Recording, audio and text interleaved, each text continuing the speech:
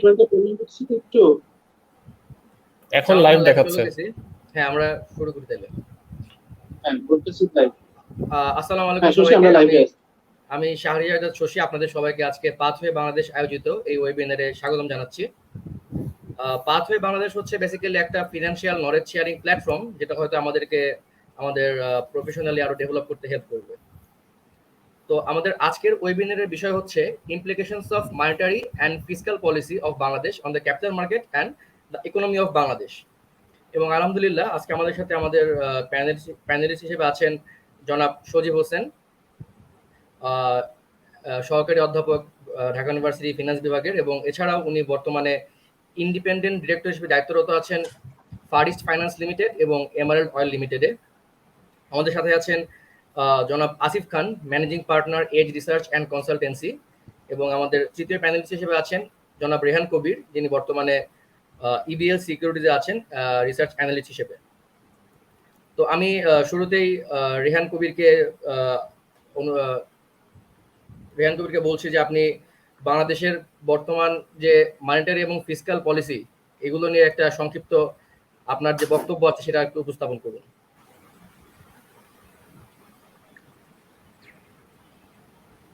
হ্যাঁ রেহান, প্লিজ। হ্যাঁ, okay. Thank you Shahriar Azad, distinguished guest and dear audience, আসসালামু আলাইকুম, গুড ইভিনিং। তো হচ্ছে আমরা ইনিশিয়ালি যদি বলি fiscal policy and monetary policy যখন হচ্ছে একটা কান্ট্রির ওভারঅল গ্রোথ এন্ড হচ্ছে যখন কান্ট্রির inflation and price level stability এগুলো কন্ট্রোল করার জন্য fiscal policy and monetary policy side by side introduce করা হয়। ফিসক্যাল পলিসি হচ্ছে গভর্নমেন্ট যখন তাদের যে বাজেটারি ডিসিশন গুলা নেয়, যে হচ্ছে তাদের রেভিনিউ কালেকশন এন্ড তাদের যে এক্সপেন্ডিচার রিলেটেড কোথায় এক্সপেন্ডিচার হবে, মেজর যেই খাতগুলা, অ্যানুয়াল ডেভেলপমেন্ট প্রোগ্রাম সবকিছু মিলে হচ্ছে গভর্নমেন্ট তাদের হচ্ছে যে বাজেটারি প্ল্যানটা করে, রেভিনিউ সোর্সেস এন্ড হচ্ছে ওয়েল ডিস্ট্রিবিউশন রিলেটেড যে ডিসিশনটা নেয় সেটা হচ্ছে ফিসক্যাল পলিসি থ্রুতে নেওয়া হয়। আর মনিটারি পলিসিটাই হচ্ছে আমাদের সেন্ট্রাল ব্যাংক, আমাদের ক্ষেত্রে সেটা হচ্ছে বাংলাদেশ ব্যাংক ইন্ট্রোডিউস করে। তারা হচ্ছে মানি কন্ট্রোলের থ্রুতে inflation and money flow and interest রেটের মুভমেন্টটা যেটা এটা কন্ট্রোল করার জন্য মনিটারি পলিসি প্রোভাইড করে। তো বাংলাদেশ প্রথমে হচ্ছে বাংলাদেশের গভর্নমেন্ট জুন মাসে আমাদের বাজেট প্রপোজ করে ফিসক্যাল পলিসিতে, যেখানে হচ্ছে আমাদের বাজেটের সাইজ ছিল 6,3 বিলিয়ন টাকা, যেটা হচ্ছে আমাদের জিডিপির 17.46% ছিল। বাজেটের হচ্ছে আমাদের যে রেভিনিউ সোর্স ছিল, রেভিনিউ আমাদের আর্নিং বলা হয়েছিল যে 3,800 বিলিয়ন টাকা হচ্ছে আমাদের রেভিনিউ সোর্সিং হবে both NBR and non NBR রেভিনিউর মাধ্যমে। এন্ড যে ডেফিসিটটা আমাদের যে বাজেট ডেফিসিট সেটা হচ্ছে 7.2% ছিল। তো আমাদের যে বাজেট পাস হয়েছে এই বছরের জন্য 2021-22 ফিসক্যাল ইয়ারে সেটা হচ্ছে 7.2% ছিল। নরমালি গভর্নমেন্ট হচ্ছে এই বছর যেহেতু হচ্ছে অনগোয়িং করোনা ভাইরাস প্যান্ডেমিক ছিল, গভর্নমেন্ট অনেকটা ইনভেস্টমেন্ট ফ্রেন্ডলি বাজেট প্রপোজ করে। মানে সেক্ষেত্রে হচ্ছে কোনো স্ট্রিক্ট রেগুলেশন বা গভর্নমেন্টের রেভিনিউ কালেকশনের জন্য খুব স্ট্রিক্ট পলিসি প্রোভাইড করা হয়নি।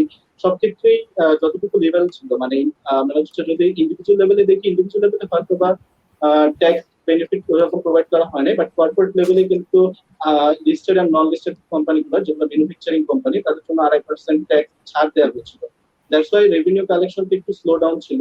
আর যেহেতু হচ্ছে আমাদের লকডাউন ছিল বা এক্সপেক্টেড যে করোনার কারণে হয়তো বা এক্সপেকটেশন ছিল যে একটু ইকোনমিক স্লো ডাউন থাকবে, সেক্ষেত্রে রেভিনিউ সোর্সিংটাও একটু কনজারভেটিভ ওয়েতেই করা হয়েছে। দ্যাটস ওয়াই আমরা কিন্তু এই বছর প্রায় 7.2% বাজেট ডেফিসিট দেখেছি, যেটা হচ্ছে ইউজুয়ালি 5.5% এর মতন ছিল হাইস্ট আমরা লাস্ট 49টা বাজেটের। তো আমাদের বাজেটের মধ্যে আমাদের যে জিডিপি গ্রোথ টার্গেট করা হয়েছিল, আমাদের ইনিশিয়ালি করোনা ভাইরাস যখন গত বছর আসে, আমাদের রিভাইজড জিডিপি গ্রোথ টার্গেট ছিল 5.2%, বাট আমাদের অ্যাচিভমেন্ট ছিল হচ্ছে গত ফিসক্যাল ইয়ারে 6.4%। অ্যাজ এ রেজাল্ট গভর্নমেন্ট কিন্তু হচ্ছে আরেকটু অপটিমিস্টিক যদি আমি বলি যে জিডিপি গ্রোথ টার্গেট করে, যেটা হচ্ছে 7.2%, যেটা হচ্ছে মনিটারি পলিসিতেও সেন্ট্রাল ব্যাংক সেটাকে হচ্ছে সাপোর্ট করেছে, তারাও 7.2% জিডিপি গ্রোথ করেছে। তো তাদের যে মনিটারি পলিসি আমরা যে গতকালকে যে এমপিএসটা তারা প্রোভাইড করেছে, এটা এক্সপেনশনারি মনিটারি পলিসি বলা যায়। তো এক্সপেনশনারি মনিটারি পলিসিতে তারা হচ্ছে এইরকম কারেন্ট সিচুয়েশনে তারাও হচ্ছে ইনফ্লেশন 5.3% টার্গেট করেছে। আমাদের কিন্তু যদি আমরা দেখি যে আমাদের যে সারপ্লাস লিকুইডিটি, এক্সেস লিকুইডিটি যদি বলি, এটা হচ্ছে কিন্তু আমরা 2017 সাথে কম্পেয়ার করলে more than 3 times higher right now. তো এরকম একটা সারপ্লাস এক্সেস লিকুইডিটি সিচুয়েশনে মানে 5.3% ইনফ্লেশন কন্টেইন করাটা is so tough. But overall as a capital market stakeholder এটা কিন্তু মার্কেট ফ্রেন্ডলি ছিল। মানে মানি মার্কেট যদি মানি মার্কেট ইন্টারেস্ট রেট যেহেতু হচ্ছে এক্সপেকটেশন কম, সেক্ষেত্রে আমাদের এখানে ফান্ড ইনজেকশন হওয়ার পসিবিলিটি আছে। রিকোয়ার্ড রিটার্ন এখানে যেহেতু বেশি, ফান্ড ইনজেকশন আমাদের এখানে লিকুইডিটিটা বাড়বে। তো এটা হচ্ছে as a capital market participant মার্কেটের জন্য মানে মার্কেট ফ্রেন্ডলি একটা বাজেট প্রোভাইড করা হয়েছে। বাট যদি আমি অ্যাজ এন ইন্ডিভিজুয়াল চিন্তা করি, সেক্ষেত্রে কিন্তু এখানে কিন্তু ইনফ্লেশনটা কন্টেইন করাটা চ্যালেঞ্জিং হবে। এরকম একটা সারপ্লাস এক্সেস লিকুইডিটি সিচুয়েশনে যেখানে অ্যাসেট প্রাইস বাবলিং এর একটা পসিবিলিটি আছে, সেক্ষেত্রে মানি ফ্লোটা যখন এক্সপানশনারি ছিল, মানে ইনভেস্টমেন্ট ফ্রেন্ডলি মানি ফ্লো বাড়ানোর জন্যই হচ্ছে ইনফ্লেশন কন্টেইন করাটা টাফ হয়ে যাবে সেন্ট্রাল ব্যাংকের। তো ওভারঅল এরকম একটা সিচুয়েশন আমাদের এক্সপার্টরা আছেন, তারা হচ্ছে মানে ওভারঅল যে আমাদের ফিসকাল পলিসি ছিল যে গ্রোথ সাপোর্টিভ, এন্ড তার পরবর্তীতে কনসিকুয়েন্টলি আমরা দেখলাম যে একটা এক্সপেনশনারি মনিটারি পলিসি স্টেটমেন্ট প্রোভাইড করা হলো গতকালকে। তো এটা ওভারঅল আমাদের আসলে ক্যাপিটাল মার্কেটের জন্য কতটুকু ফ্রেন্ডলি হবে এন্ড হচ্ছে পরবর্তীতে আমাদের একটা গ্রোথ সাপোর্টিভ হবে, এটা নিয়ে পরবর্তীতে আমরা আমাদের ডিস্টিংগুইশড গেস্টদের কাছ থেকে আমরা শুনতে পাবো। থ্যাংক ইউ রেহান আপনার বক্তব্যের জন্য। এখন আমি আমাদের শিক্ষক সরাসরি জনাব সজীব হাসান স্যারকে বলবো একটু ওনার কি মনে হয় বর্তমান যে বাজেট এবং আমাদের যে গতকালকে যে মনিটারি পলিসিটা দিল, এর আলোকে আমাদের ইকোনমি মানে যে পয়েন্টগুলো রেহান বললো যে ইনফ্লেশন কন্টেইন করা বা আমাদের যে প্রাইভেট সেক্টর ক্রেডিট গ্রোথ, যেটা আমরা আসলে দেখতেছি যে বারবার ল্যাগিং বিহাইন্ড, এবং এই সময়ে যেখানে আমাদের ইকোনমি নিয়ে আমরা আসলে অতটা সার্টেইন না কোভিড এর সময় কোন দিকে যাবে, কিন্তু ক্যাপিটাল মার্কেটে আমরা দেখতে পাচ্ছি যে আপনাদের অ্যাসেট প্রাইস ইজ ইনক্রিজিং। তো এই ব্যাপারে সবকিছু মিলে স্যার আপনার মানে বক্তব্যটা একটু শুনতে চাচ্ছিলাম স্যার আসলে। Thank you Shashi, thank you Rehan. এই আমার অ্যাসেসমেন্ট হচ্ছে যে গতকাল যে মনিটারি পলিসি দিছে, এই আপনি যদি দেখেন monetary policy, there is no surprise, নতুন কিছুই নেই। আই মিন পলিসিতে সব আগের মতোই আছে, এই গ্রোথ টার্গেট, ইনফ্লেশন টার্গেট সব আগের মতোই আছে। এই just the continuation of the previous এই এক্সপানশনারি মনিটারি পলিসি। এই regarding the budget fiscal policy, এটা তো এক্সপানশনারি ছিল, এই কারণ সরকার হচ্ছে এই ট্যাক্স কমাইছে, এক্সপেন্ডিচার বাড়াচ্ছে, এইটা এক্সপানশনারি ছিল। এখন আমি যদি বলি যে এই ইকোনমিতে কি ইম্প্যাক্ট হবে, এই ক্যাপিটাল মার্কেটে কি হবে, ক্যাপিটাল মার্কেট নিয়ে আগে বলি। অনেকেই দেখবেন যে আজকে এই প্রথম আলো এবং ডেইলি স্টার ওরা হেডিং করছে যে এই ক্যাপিটাল মার্কেটে যদি বাবল হয় তাহলে হচ্ছে এই বাংলাদেশ ব্যাংক অ্যাকশন নেবে, এই এবং শেয়ারের প্রাইস বাড়তেছে, এগুলো বলতেছে। এই শেয়ারের প্রাইস বাড়তেছে কবে থেকে? এই 2020-এর এপ্রিল থেকে, রাইট? আপনার 11 থেকে মার্কেট পড়া ছিল, এই 16-17 একটু বাড়ছে, তারপরে মার্কেট অনেক ডাউন ছিল। সেখান থেকে এখন এই সব কিছু মিলে যে আমাদের যে বর্তমান যে বিসেক, তাদের ইনিশিয়েটিভ, ইন্টারেস্ট রেট কম, মার্কেটের মানি সাপ্লাই অনেক বেশি, শেয়ারের প্রাইস বাড়তেছে। ওভারঅল মার্কেট আমি বলবো যে ঠিকই আছে, এবং এই ফিসকাল পলিসি বা মনিটারি পলিসি এইটা মার্কেটের জন্য কেমন হবে, আমি বলবো মার্কেটের জন্য সাপোর্টিভ হবে। ফিসকাল পলিসিতে আসি, ফিসকাল পলিসিতে আপনার মোটামুটি সবার ট্যাক্স কমাইছে, তারপর হচ্ছে যে এগ্রো, এই লাইট ইঞ্জিনিয়ারিং, এই কনস্ট্রাকশন ইন্ডাস্ট্রি, অনেক জায়গায় ট্যাক্স কমাইছে। So these are supportive for the capital market. এই এক্সপোর্ট ইন্ডাস্ট্রি, আমাদের গার্মেন্টস, এখানে অনেক সুযোগ সুবিধা দিচ্ছে, এগুলো সাপোর্টিভ।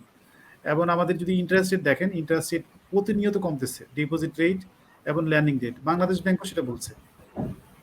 এবং বাংলাদেশ ব্যাংক গত এই মনিটারি পলিসিতে যতগুলো রেট কমাইছে, এই রেটের টাকা, এই এক্সট্রা টাকা, এগুলো কিন্তু ইকোনমিতে খুব বেশি যায়নি, সবগুলো অ্যাক্সেস লিকুইডিটি আছে বেশিরভাগই। ফর এক্সাম্পল যদি আমি বলি যে বাংলাদেশ ব্যাংক গতবার মনিটারি পলিসিতে বলছিল যে প্রাইভেট ক্রেডিট গ্রোথ 14.8% হবে। অনেকে হয়তো বুঝবে না এটা মানে কি। এটার মানে হচ্ছে যে এই ব্যাংকিং সেক্টর থেকে প্রাইভেট সেক্টর কি পরিমাণ লোন নিচ্ছে, এই সেটা ছিল গতবার এই 14.8% টার্গেট করছিল, কিন্তু আজকে এই গতকাল যখন পলিসি ঘোষণা করছে তখন টার্গেট ছিল 14.8, কিন্তু অ্যাকচুয়াল হচ্ছে 8.4। তার মানে অর্ধেক, অলমোস্ট অর্ধেক। এই অর্ধেক টাকা আমাদের মার্কেটে আছে, এই সরি রিজার্ভই আছে, এক্সেস রিজার্ভে।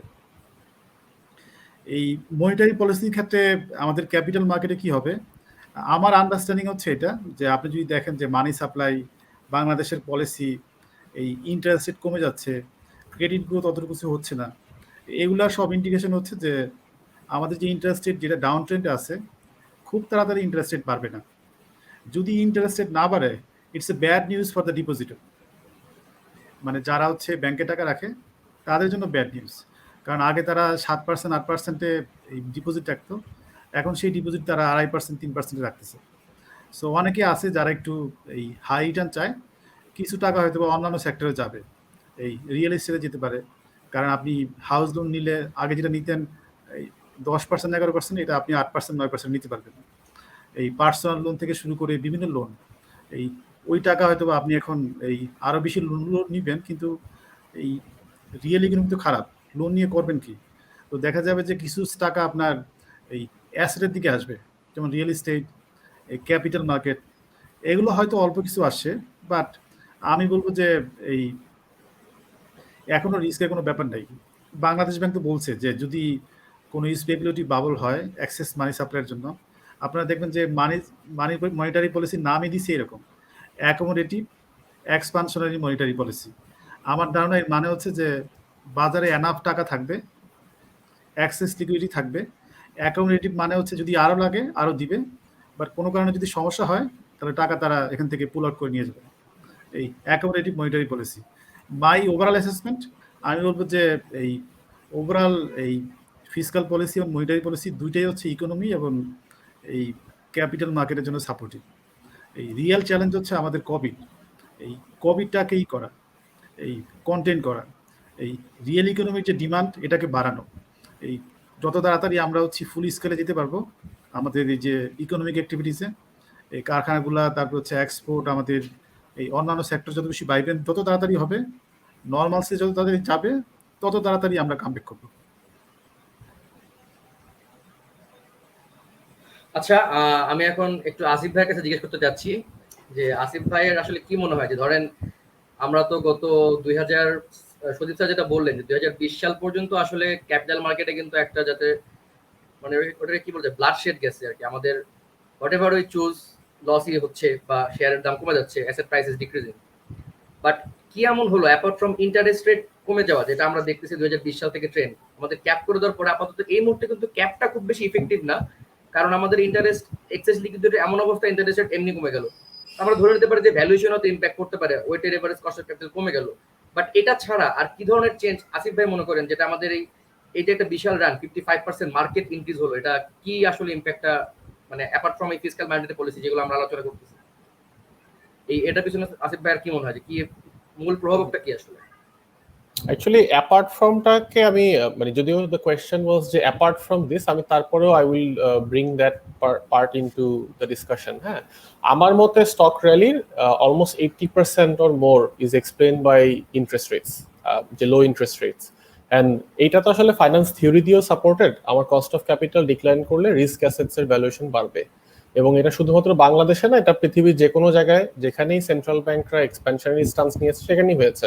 সো থিওরিতেও যা হয়েছে প্র্যাকটিক্যালিও তা হয়েছে। হ্যাঁ, এবং আমরা তো একটু আগে বলছিলাম যে এখন অ্যাভারেজ ডিপোজিটারের তো real return on FD negative, এটা হচ্ছে রিয়ালিটি।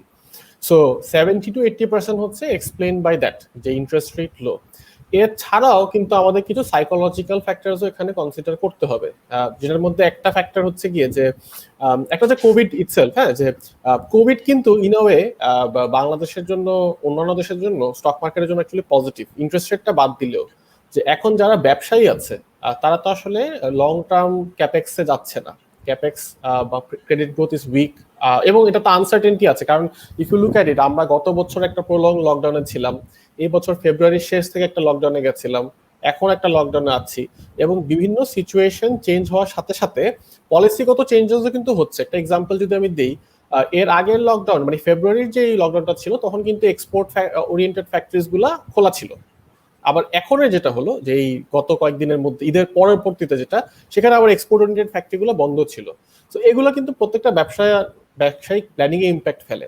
সো ওই যে টাকাটা যারা হচ্ছে সে তার ব্যবসার ওয়ার্কিং ক্যাপিটালে হয়তো ইনভেস্ট করতো অথবা সে লং টার্ম ক্যাপেক্সে যেত, সেটাও কিন্তু ডিরেক্টলি ইনডিরেক্টলি হয়তো ক্যাপিটাল মার্কেটে আসছে। এটা এটা এটা লজিক্যাল, এটাই হওয়া স্বাভাবিক, এটা অ্যাবনর্মাল কিছু না, কারণ টাকা তো আর আইডল পড়ে থাকবে না কোথাও। হ্যাঁ, আচ্ছা, সো এইটা হচ্ছে সেকেন্ড।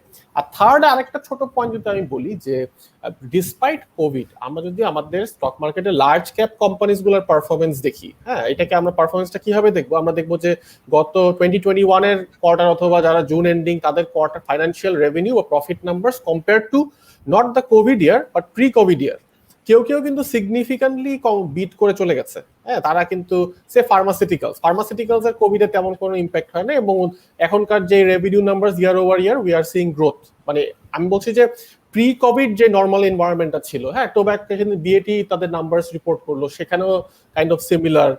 টেলিকমের ক্ষেত্রে হয়তো মোর ফ্ল্যাটিশ, তাও কিছু গ্রোথ চলে আসে। আমি যেটা মিন করছি হচ্ছে গিয়ে যে খুব সিগনিফিক্যান্ট কিন্তু ফাইন্যান্সিয়াল পারফরমেন্সে ইম্প্যাক্ট হয় নাই। So if you just sum it up, 80% or more হচ্ছে interest rate, another 10% বলতে পারি হচ্ছে গিয়ে যে companies are still growing, some of the good companies তারা এখনো they are seeing consistent financial performance। R third যেটা মাঝখানে সেকেন্ডে বলেছিলাম হচ্ছে গিয়ে যে অনেক আইডল মানি পড়ে আছে ফর সাম টাইম, যেটা আসলে দ্যাট মানি কোনো না কোনো ভাবে আসলে মার্কেটে আসবে। আমি যদি ব্যাংকেও রাখি ওইটা তো অন্য কেউ বড় করছে for example, so that money will find its way. এটা হচ্ছে গিয়ে টু আনসার ইউর কোয়েশ্চেন। আচ্ছা, আমি এখন আবার শরীফ স্যারের কাছে একটা কোশ্চেন করতে যাচ্ছি। স্যার যেটা বললেন একটু আগে যে আজকে প্রথম আলো বা ডেইলি স্টার যে নিউজগুলো হচ্ছে, তো এটা হচ্ছে আমি সবসময় দেখে আসছি যে মার্কেট ধরেন একটা ভাইব্রেন্ট অবস্থায় চলে আসলো এবং তখনই মানে হয়তো ফান্ডামেন্টাল কারণে বেসিক্যালি আমরা যদি ধরে নেই আপনাদের বা আমাদের যে নলেজ আছে, যেটা আসিফ ভাই যেটা বললেন থিওরিটিক্যালি এখন অ্যাসেট প্রাইস বাড়া উচিত, কিন্তু এই ধরনের সিচুয়েশনে ধরেন এই যে স্টান্স গুলো আসতেছে, যে পেপারে যে নিউজগুলো হচ্ছে, এইগুলোকে আসলে মানুষকে নেগেটিভলি অ্যাফেক্টেড করতেছে কিনা? এই থ্যাংক ইউ। এটা আই ওয়াজ এক্সপেক্টিং যে এরকম একটা কোশ্চেন করবেন। সো আপনি দেখবেন যে গত সপ্তাহে বা তার আগের সপ্তাহে এই একটা ছিল, একটা নিউজ বের করছিল, বাংলাদেশ ব্যাংক নাকি বলছে যে এই অনেক টাকা, প্রণোদনের অনেক টাকা আনপ্রোডাক্টিভ সেক্টরে চলে যাচ্ছে, এরকম একটা গুঞ্জন চলছিল। এবং তারপরে মার্কেট 3 দিন 4 দিন পড়ছে। এই রিগার্ডিং প্রাইস ইনক্রিজ, আর আসিফ ভাই যেটা বললো, আমি ফান্ডামেন্টাল কারণ একটু বলি যে মার্কেট বাড়ছে কেন, এই গ্রোথ কোথেকে আসলো। মার্কেট 2010 সালে পড়ার পরে 11, 12, 13, 14 টানা পড়ছে। 14তে মনে হয় 5% পজিটিভ ছিল, 15তে পড়ছে, 16 শেষের দিকে এবং 17-এর প্রথম ভাগে মার্কেট একটু বাড়ছে। তারপরে 18, 19, 20 পুরাই পড়ছে। 20 পর্যন্ত, 20-এর মার্চে মার্কেটের পি রেশিও ছিল অ্যারাউন্ড 11 বা 11-র নিচে। আমি একটু কনটেক্সট দিই, পি রেশিও মানে কি, যে কোম্পানির আর্নিং এর তুলনায় প্রাইস লেভেল কেমন, 11 কি বেশি না কম। আমি এই গত 20 বছরের হিস্ট্রিতে বাংলাদেশে দেখছি যে আমাদের মার্কেট পি রেশিও হচ্ছে অ্যারাউন্ড 14 থেকে 18-এর মধ্যে থাকে, অন এন অ্যাভারেজ 15-র আশপাশে। তার মানে বুঝতেই পারতেছেন মার্কেটটা আন্ডার ভ্যালুড ছিল। মানুষ ইনভেস্টমেন্ট কেন করে নেই? কারণ মার্কেট যে কন্টিনিউয়াসলি পড়তেছে, পড়তে অনেক ব্রোকারেজ হাউস বা মার্চেন্ট ব্যাংকে নেগেটিভ ইকুইটি ছিল, অনেকে চলে যাচ্ছিল, এই অনেকেই ছিল আপসেট ছিল মার্কেট নিয়ে, অনেকেই মার্কেট থেকে চলে যাচ্ছিল, অনেকেই চলে গেছে। বি অ্যাকাউন্ট দেখলেই বুঝবেন যে অনেক বি অ্যাকাউন্ট বন্ধ হয়ে গেছে। মার্কেটের মধ্যে একটাই ছিল যে এই ক্যাপিটাল মার্কেট ইনভেস্টমেন্ট করবে না, ব্যাংকের রেটও হাই ছিল। এই হুট করে আপনার 2020 সালের এই করোনার পরে যখন আপনার বিসেক নতুন করে আপনার লিডারশিপ আসলো, আপনি দেখবেন যে তার অনেক ভালো ভালো ইনিশিয়েটিভ নিছে, এবং মার্কেট যখন বাড়তেছিল মানুষের মধ্যে একটা আশার সঞ্চার হয়েছে, তখন টাকা পয়সা মানুষ আবার নিয়ে আসা শুরু করছে। যখন আপনি লাভ করবেন, যখন আরেকজন দেখবে যে আপনি লাভ করতেছেন, সেও দেখা যাবে যে কিছু টাকা নিয়ে আসছে, এই তার সাথে আপনি অ্যাড করেন ইন্টারেস্ট রেট। যে রেটটা আগে 9% পাইতো, 8% পাইতো, এখন ব্যাংকগুলো তাকে দিচ্ছে 3%, 3.5%। তো সেখান থেকে টাকা নিয়ে আসছে। এই যে বাড়তেছে, এই বাড়া কিন্তু এমন না যে এটা হচ্ছে ওভার ভ্যালুয়েশন হয়ে যাচ্ছে, এটা আন্ডার ভ্যালুড ছিলই, তলানিতেই ছিল। এটা শুধু আমাদের এখানে না, আপনি যদি ইন্ডিয়া দেখেন, ইন্ডিয়া তো তাই, আমেরিকাতে ডাবল হয়ে গেছে, ইন্ডিয়াতেও তাই হয়েছে, আমাদেরটা আরো যাচ্ছে কম বাড়ছে যদি ওই হিসাবে বলি আমি, আরো অনেক দেশে বাড়ছে। এখন এই এই আরো অনেক কারণ আছে, এর মধ্যে একটা কারণ হচ্ছে যে ইন্টারেস্ট রেট অনেক কম, এই ইন্টারেস্ট রেট অনেক কম। এই আরো কারণ হতে পারে যে আপনার এটা অনেক আগেই আন্ডার ভ্যালুড ছিল, সেটা বাড়ার কথা ছিলই, এটা কখন পারবে, সবাই একটা অপটিমিজম পাইছে, এখন মানুষজন সে আপনার এই শেয়ার মার্কেটে আসতেছে। আর নর্মালি যে তাই হয়, যখন মার্কেট বাড়ে এই আমেরিকা তো দেখেন যে আপনার রিটেল ইনভেস্টরের যে পার্টিসিপেশন রিসেন্টলি অনেক বাড়ছে। কোভিড এর কারণে যদি সাইকোলজিক্যাল কারণ বলি, এই অনেকে আছে যে বাসায় বসে থাকে, আগে ট্রেড করতো না, এখন নিয়মিত ট্রেড করে, আর মার্কেট বাড়লে ট্রেডিংও বাড়ে। এই so এখন বাড়ছে, আমার কাছে মনে হয় যে এটা ঠিকই আছে। এই হয়তো মার্কেট যেইভাবে বাড়ছে, যে আপনার আসিফ ভাই যেটা বললো, যে আপনি যদি দেখেন যে মার্কেটকে যদি ভাগ করেন যে স্মল ক্যাপ, মিড ক্যাপ, এই বিগ ক্যাপ, অথবা যদি ভাগ করেন যে মার্কেটের মধ্যে হাই পি রেশিও কোনগুলা, লো পি রেশিও কোনগুলা, দেখবেন যে কোনো কোনো সেক্টর একটু বেশি বাড়ছে। ফর এক্সাম্পল ইন্স্যুরেন্স, এই টেক্সটাইলের অনেক কোম্পানি আছে যাদের হচ্ছে 10 টাকা নিয়ে যে ফেস ভ্যালু ছিল, এগুলো বাড়ছে। এগুলো নিয়ে রিপোর্ট হচ্ছে, এই রিপোর্টের কিছু সত্যতা আছে, কিছু আবার জিনিস আছে যে আপনার ওই কোম্পানিগুলোর গভর্নেন্স খারাপ ছিল। অনেক কোম্পানি আছে প্রফিট করতেছে কিন্তু পাবলিককে দেখাচ্ছে না। এই নতুন রেগুলেটর আইসা সেগুলোকে ধরছে, ওদের বোর্ড চেঞ্জ করে দিচ্ছে। এই যারা কিছু করতেছে না ওদেরকে বলতেছে যে তোমরা কিছু করো, otherwise will take action. So ওরা কিন্তু অ্যাকশন নিচ্ছে। এর মধ্যে কয়েকটা কোম্পানি প্রোডাকশনে গেছে যাদের অস্তিত্বই ছিল না, এখন তারা প্রোডাকশনে গেছে। এখন কোনো কোম্পানি যদি প্রোডাকশনে যায়, কোনো কোম্পানি যদি তার অপারেশন বাড়ায়, প্রাইস বাড়া উচিত না? প্রাইস বাড়ছে, হয়তো বেশি বেড়ে গেছে, যেটা হবে যে 20টা কোম্পানির মধ্যে 3টা কোম্পানি ভালো হয়েছে, আর বাদ বাকি 17টা কোম্পানির দাম বাড়ছে। এই ব্যাপারে হয়তো বা আপনার এই বিসেক বা এই অন্যান্য যারা সংশ্লিষ্ট আছে তারা একটু নজর দিতে পারে। ইন্স্যুরেন্স কোম্পানি, ইন্স্যুরেন্সের প্রাইস কিছু অংশে জাস্টিফাইড, কারণ আপনি জানেন যে ওভারঅল ইন্স্যুরেন্সের সেক্টরে আপনার যদি ইন্ডেক্স করেন দেখবেন যে ডাবলের বেশি হয়ে গেছে। ইন্স্যুরেন্সের বড় একটা এই কস্ট হচ্ছে আপনার ওদের এজেন্টের কমিশন, যেটা আগে ইন্স্যুরেন্স কোম্পানি, কোনো কোনো ইন্স্যুরেন্স কোম্পানি আপনার 50%, 60%, আমি শুনছি 60%-এর বেশিও দিত। এই নতুন একটা আইন করছে, যে আইনে হচ্ছে যে এটাকে 15% নিচে রাখতে হবে, এখন মনে হয় 0% দিকে নিয়ে যাচ্ছে। সো কস্ট যদি কমে তাহলে আপনার প্রফিট বাড়বে, প্রফিট বলে আপনার ডিভিডেন্ড বাড়বে, expected dividend, and that should result in your price. So price বাড়বে। এখন বলতে পারেন যতটুকু বাড়া উচিত ছিল তার চেয়ে বেশি বেড়ে গেছে, ইনফ্যাক্ট বেশি বাড়ছে। এই সো এইসব দিক থেকে আমি বলবো যে ওভারঅল মার্কেট ঠিক আছে, তবে ইন্ডাস্ট্রি ওয়াইজ, কোম্পানি ওয়াইজ হয়তো বা কোথাও ওভার ভ্যালুয়েশন হয়েছে। এখনো অনেক কোম্পানি আছে আপনার, এই যে ভালো ভালো যেগুলো কোম্পানি, মাল্টি ন্যাশনাল যেগুলো আছে, বিগ ক্যাপ যেগুলো আছে, এখনো অনেক কোম্পানি, যেমন যদি স্কোয়ার বলি, এই মার্কেট এত বাড়ছে, স্কোয়ারের দাম কত ছিল? 170 টাকা, এখন চলে কত? এখনো 210 টাকা, বাড়ছে খুব বেশি। মানে ও তো অ্যাভারেজ প্রাইসও যায় নাই। কোম্পানির অবস্থারও ভালো হয়েছে। এই স্কোয়ার থেকে শুরু করে আমি এরকম অনেকগুলো এমএনসির কথা বলতে পারবো যেগুলো হচ্ছে ভালো স্টক। ব্যাংকগুলো দেখেন, ব্যাংকের দাম এখনো তো তলানিতে আছে, ব্যাংক অল্প একটু বাড়ছে, কিন্তু ব্যাংকগুলো কিন্তু এই যে আপনার এই যে এই করোনার কারণে অনেকে বলতেছে যে ব্যাংকের অবস্থা খারাপ হয়েছে, ওদের ল্যান্ডিং কমছে, ইন্টারেস্ট রেট কমছে, ওদের মার্জিন কমছে, ওদের ডিপোজিট রেটও তো কমছে। ডিপোজিট রেট সিগনিফিকেন্টলি কমছে, যেটা আগে তারা 7%, 8% দিয়ে নিত, এখন 2.5%, 3% দিয়ে নিচ্ছে। তারপরে ব্যাংক, আমার ধারণা যে সামহাও ব্যাংক তাদের বিজনেস মডেলও অ্যাডজাস্ট করতেছে, যে করোনাতে রিমোটলি কিভাবে হচ্ছে ব্যাংকিং কার্যক্রম চালানো যায়। আপনি দেখবেন যে করোনা শেষ হয়ে গেলে যদি ইন্টারেস্ট রেট বাড়েও আগের জায়গায় যাবে না। তার কারণ হচ্ছে যে ব্যাংকগুলা somehow they have learn how to adjust their business model. দেখবেন যে অনেকেই আপনার এই নানান ধরনের অ্যাপ আছে, যা আপনি মানি ট্রান্সফার থেকে শুরু করে ডিপোজিট, লোন, বিভিন্ন পেমেন্ট দেওয়া, এই সব কিছুই হচ্ছে আপনার আপনি আপনার দিয়ে করতে পারবেন, রিমোটলি করতে পারবেন। অনেক ব্যাংক শুরু করে দিছে, এই যেমন বিকাশ, তার এই BRAC bank, Dutch Bangla bank, এই ব্যাংক এশিয়া, সিটি ব্যাংক, এমন অনেকেই কিন্তু শুরু করতেছে। সো আমার মতে মনে হয় যে এই এটা নিয়ে খুব বেশি আশঙ্কা নাই। এই ফিসকাল পলিসি, মনিটারি পলিসি দুইটাই সাপোর্টিভ। এই প্রথম আলো আর ডেইলি স্টার নিয়ে যেটা বলছেন, এই তারা যেটা করছে, they are telling the public half truth, they are telling the concern part, কিন্তু ভালো যে জিনিসগুলো আছে এই তারা এগুলো কিছু বলে নাই। ফর এক্সাম্পল বাংলাদেশ ব্যাংকের মনিটারি পলিসি আমি বলি, বাংলাদেশ ব্যাংকের মনিটারি পলিসির টোটাল সাইজ হচ্ছে 18 পেজ। এই 18 পেজে সেকশন 3.6-এ ওরা 2 পেজ শুধু ক্যাপিটাল মার্কেটের গুণগান গাইছে। প্রথম দিকে হাইলাইটে অল্প একটু জায়গায় বলছে যে যদি অ্যাসেট প্রাইসের বাবল হয় অনেক টাকার কারণে, তখন তারা অ্যাকশন নিবে।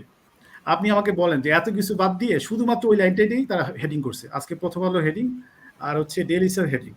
এই it's true, but it's not the full truth, you are giving the public half truth.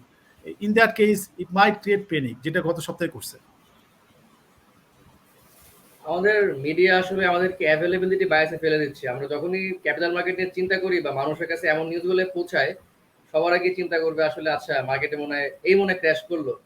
যেটা আসলে আমাদের মিডিয়ার আরো ইনফর্মড হয়ে রিপোর্ট করা উচিত। আপনার কথা শুনে আমার যেটা মনে হলো আপনি এটা বলতে যাচ্ছেন।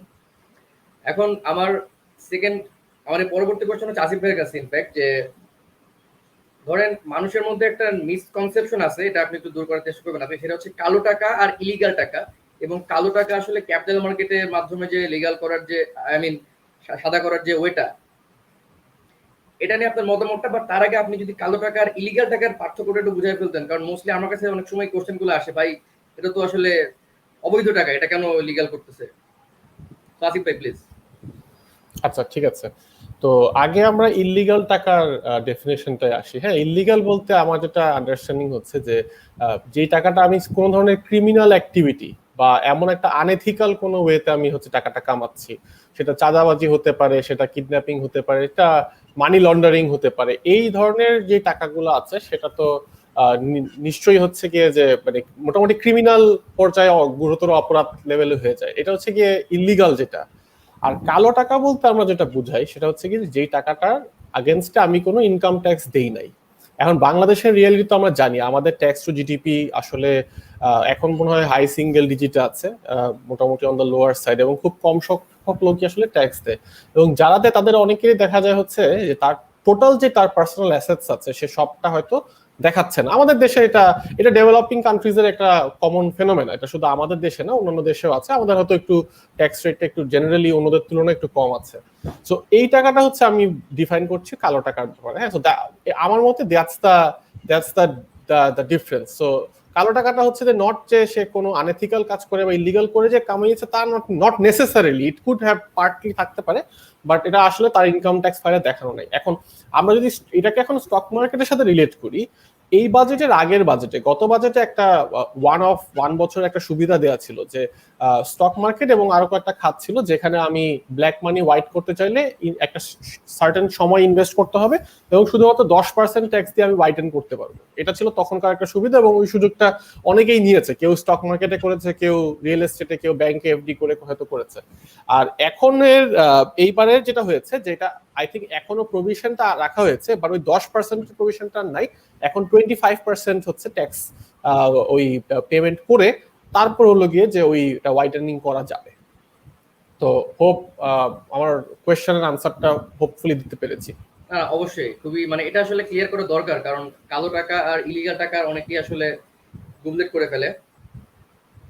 তো এখানে আমি একটু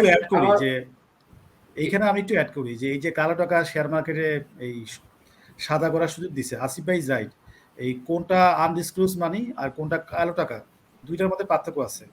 আমাদের এই যে মিডিয়া হচ্ছে দুইটা মিলাই ফেলে। আনডিসক্লোজ মানে হচ্ছে আপনার এই আয় করা টাকা যেটা আপনি ট্যাক্স আগে দেন নাই, আর কালো টাকা মানে হচ্ছে যেটা ইলিগেল, অথবা যেটা হচ্ছে আপনি ঘুষ দিয়ে চাঁদাবাজি করে বা অন্য কোনো আয়তে আর্ন করছেন, যেটা হচ্ছে আমাদের নিয়মের মধ্যে পড়ে না। কালো টাকা সাদা করার সুযোগ এটা হচ্ছে সিম্বলিক, বুঝছেন? It's give you encouragement. It's not that কালো টাকা আপনি সুযোগ দিচ্ছেন, হাজার হাজার কোটি টাকা হচ্ছে মার্কেটে আসতেছে। এই সুবিধা কিন্তু অনেক বছরই দিছে, আমরা দিয়ে আসতেছি প্রতি বছরই। আপনি দেখেন যে কত টাকা সাদা হয়েছে, কত টাকা ক্যাপিটাল মার্কেটে আসছে, শুধুমাত্র লাস্ট ফিসকাল ইয়ার মানে কিছু আসছে। মানে সেটাও আপনি যদি দেখেন যে আমাদের টোটাল মার্কেট ক্যাপ বা ডেইলি যে ট্রেড হয় তার তুলনায় খুবই সামান্য, বরং ওই টাকা বেশি যায় রিয়েল এস্টেটে। শেয়ার মার্কেটে এই টাকা খুব বেশি আসে না। এখন শেয়ার মার্কেট তো খুব সেন্সিটিভ, এই খুব ইনফরমেশন সেন্সিটিভ। এখন কালো টাকা সাদা করার সুযোগ দিছে, ইট ডাজন্ট মিন দ্যাট কালো টাকা সব চলে আসবে। এটার মানে হচ্ছে যে সরকার পজিটিভ চাচ্ছে মার্কেট ভালো হোক। এইটা হচ্ছে সিম্বলিক একটা ইমপ্লিকেশন। এই রিয়েল ইমপ্লিকেশন বা অ্যাকচুয়াল টাকা কত ঢুকছে আমার মনে হয় যে সেটা খুবই সামান্য, খুবই সামান্য। আচ্ছা, আমার পরবর্তী কোশ্চেনটা আসলে আসিফ ভাইয়ের কাছে, যেহেতু আসিফ ভাই আমার জানা মতে একটা মিউচুয়াল ফান্ডের সাথে রিলেটেড। সেটা হচ্ছে যে আমরা এই বাজেটে দেখলাম যে আমাদের ট্যাক্স রেটটা কমানো হয়েছে 2.5% করে, তো এটা সবার জন্যই। কিন্তু আমি যেটা দেখতেছিলাম, মানে এটা আসিফ ভাই মনে করেন কিনা, যে আমাদের এখনো mutual fund industry, asset management company যারা, তাদেরকে কিন্তু এখনো 30% ট্যাক্স করা হচ্ছে। তো এটা কি একটু প্রোহিবিটিভ কিনা? বিকজ একটা অ্যাসেট ম্যানেজমেন্ট কোম্পানি দিয়ে ওটার মিউচুয়াল ফান্ড ম্যানেজ করে আসলে প্রফিট করে তারপর যদি 30% ট্যাক্স দিয়ে দেওয়া হয়, আমার কাছে মনে হয় ইটস আ বিট প্রোহিবিটিভ, এটা আমার কাছে মনে হয়। তো আসিফ ভাই আসলে কি মনে করেন ব্যাপারটা, যে এটা নিয়ে আমরা কোনো কথা বলি না কেন? অ্যাসেট ম্যানেজার মার্চেন্ট ব্যাংকের ট্যাক্স রেট আমার কাছে মনে হয় too high compare to other, মানে bank, merchant bank, asset management company একভাবে চিন্তা করলে তো একটু ডিফিকাল্ট হয়ে যাবে হয়তো আমাদের জন্য। এটা আর কি আমার অবজারভেশন। আসিফ ভাই আসলে কি মনে হয় জিনিসটা নিয়ে, এবং এটা নিয়ে আমরা কেন কিছু বলতেছি না? আচ্ছা, ইটস আ গুড কোয়েশ্চেন। হ্যাঁ, অ্যাকচুয়ালি আমি একটু এক্সটেন্সিভ আনসার দিতে চাচ্ছি এখানে। প্রথমত হচ্ছে গিয়ে যে অ্যাকচুয়ালি এখন অ্যাসেট ম্যানেজমেন্টের একটা কনসেশনারি ট্যাক্স রেট পিরিয়ড যাচ্ছে। এখন আমরা 30% না, আমরা এখন কোর ম্যানেজমেন্ট ফিজের থেকে যে পিবিটিটা জেনারেট হয় সেটার উপরে 15% ট্যাক্স দিই। সো এই 15%টা ইনডেফিনিট পিরিয়ডে হয়তো না, এটার একটা সার্টেন টাইম লিমিট আছে কত বছর পর্যন্ত এই 15%টা এটা শেষ হয়ে গেছিল, তারপর এক্সটেনশন। সো ওটা যদি আমরা এখনকার এফেক্টিভ ট্যাক্স রেট ধরি 15%, তাহলে আমি বলবো যে এটা মোটামুটি রিজনেবলি লো ট্যাক্স রেট। হ্যাঁ, বাট যেহেতু ট্যাক্সের প্রশ্নটা চলেই আসছে, আমার কাছে মনে হয় হলো গিয়ে যে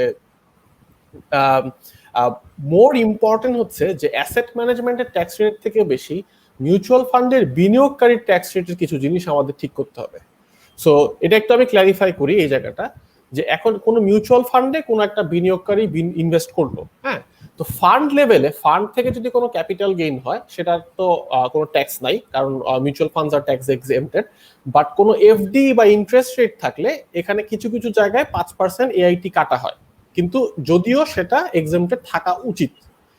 এরপর যেটা হচ্ছে যে ক্যাপিটাল গেইন হোক আর ডিভিডেন্ড হোক, ফান্ডসে 10% রিটার্ন জেনারেট করলো বা 20% রিটার্ন জেনারেট করলো, সেটা যখন আমরা বিনিয়োগকারীকে ডিস্ট্রিবিউট করতে যাচ্ছি, ল অনুযায়ী তার কিন্তু ওই মার্জিনাল ট্যাক্স রেট পে করতে হচ্ছে।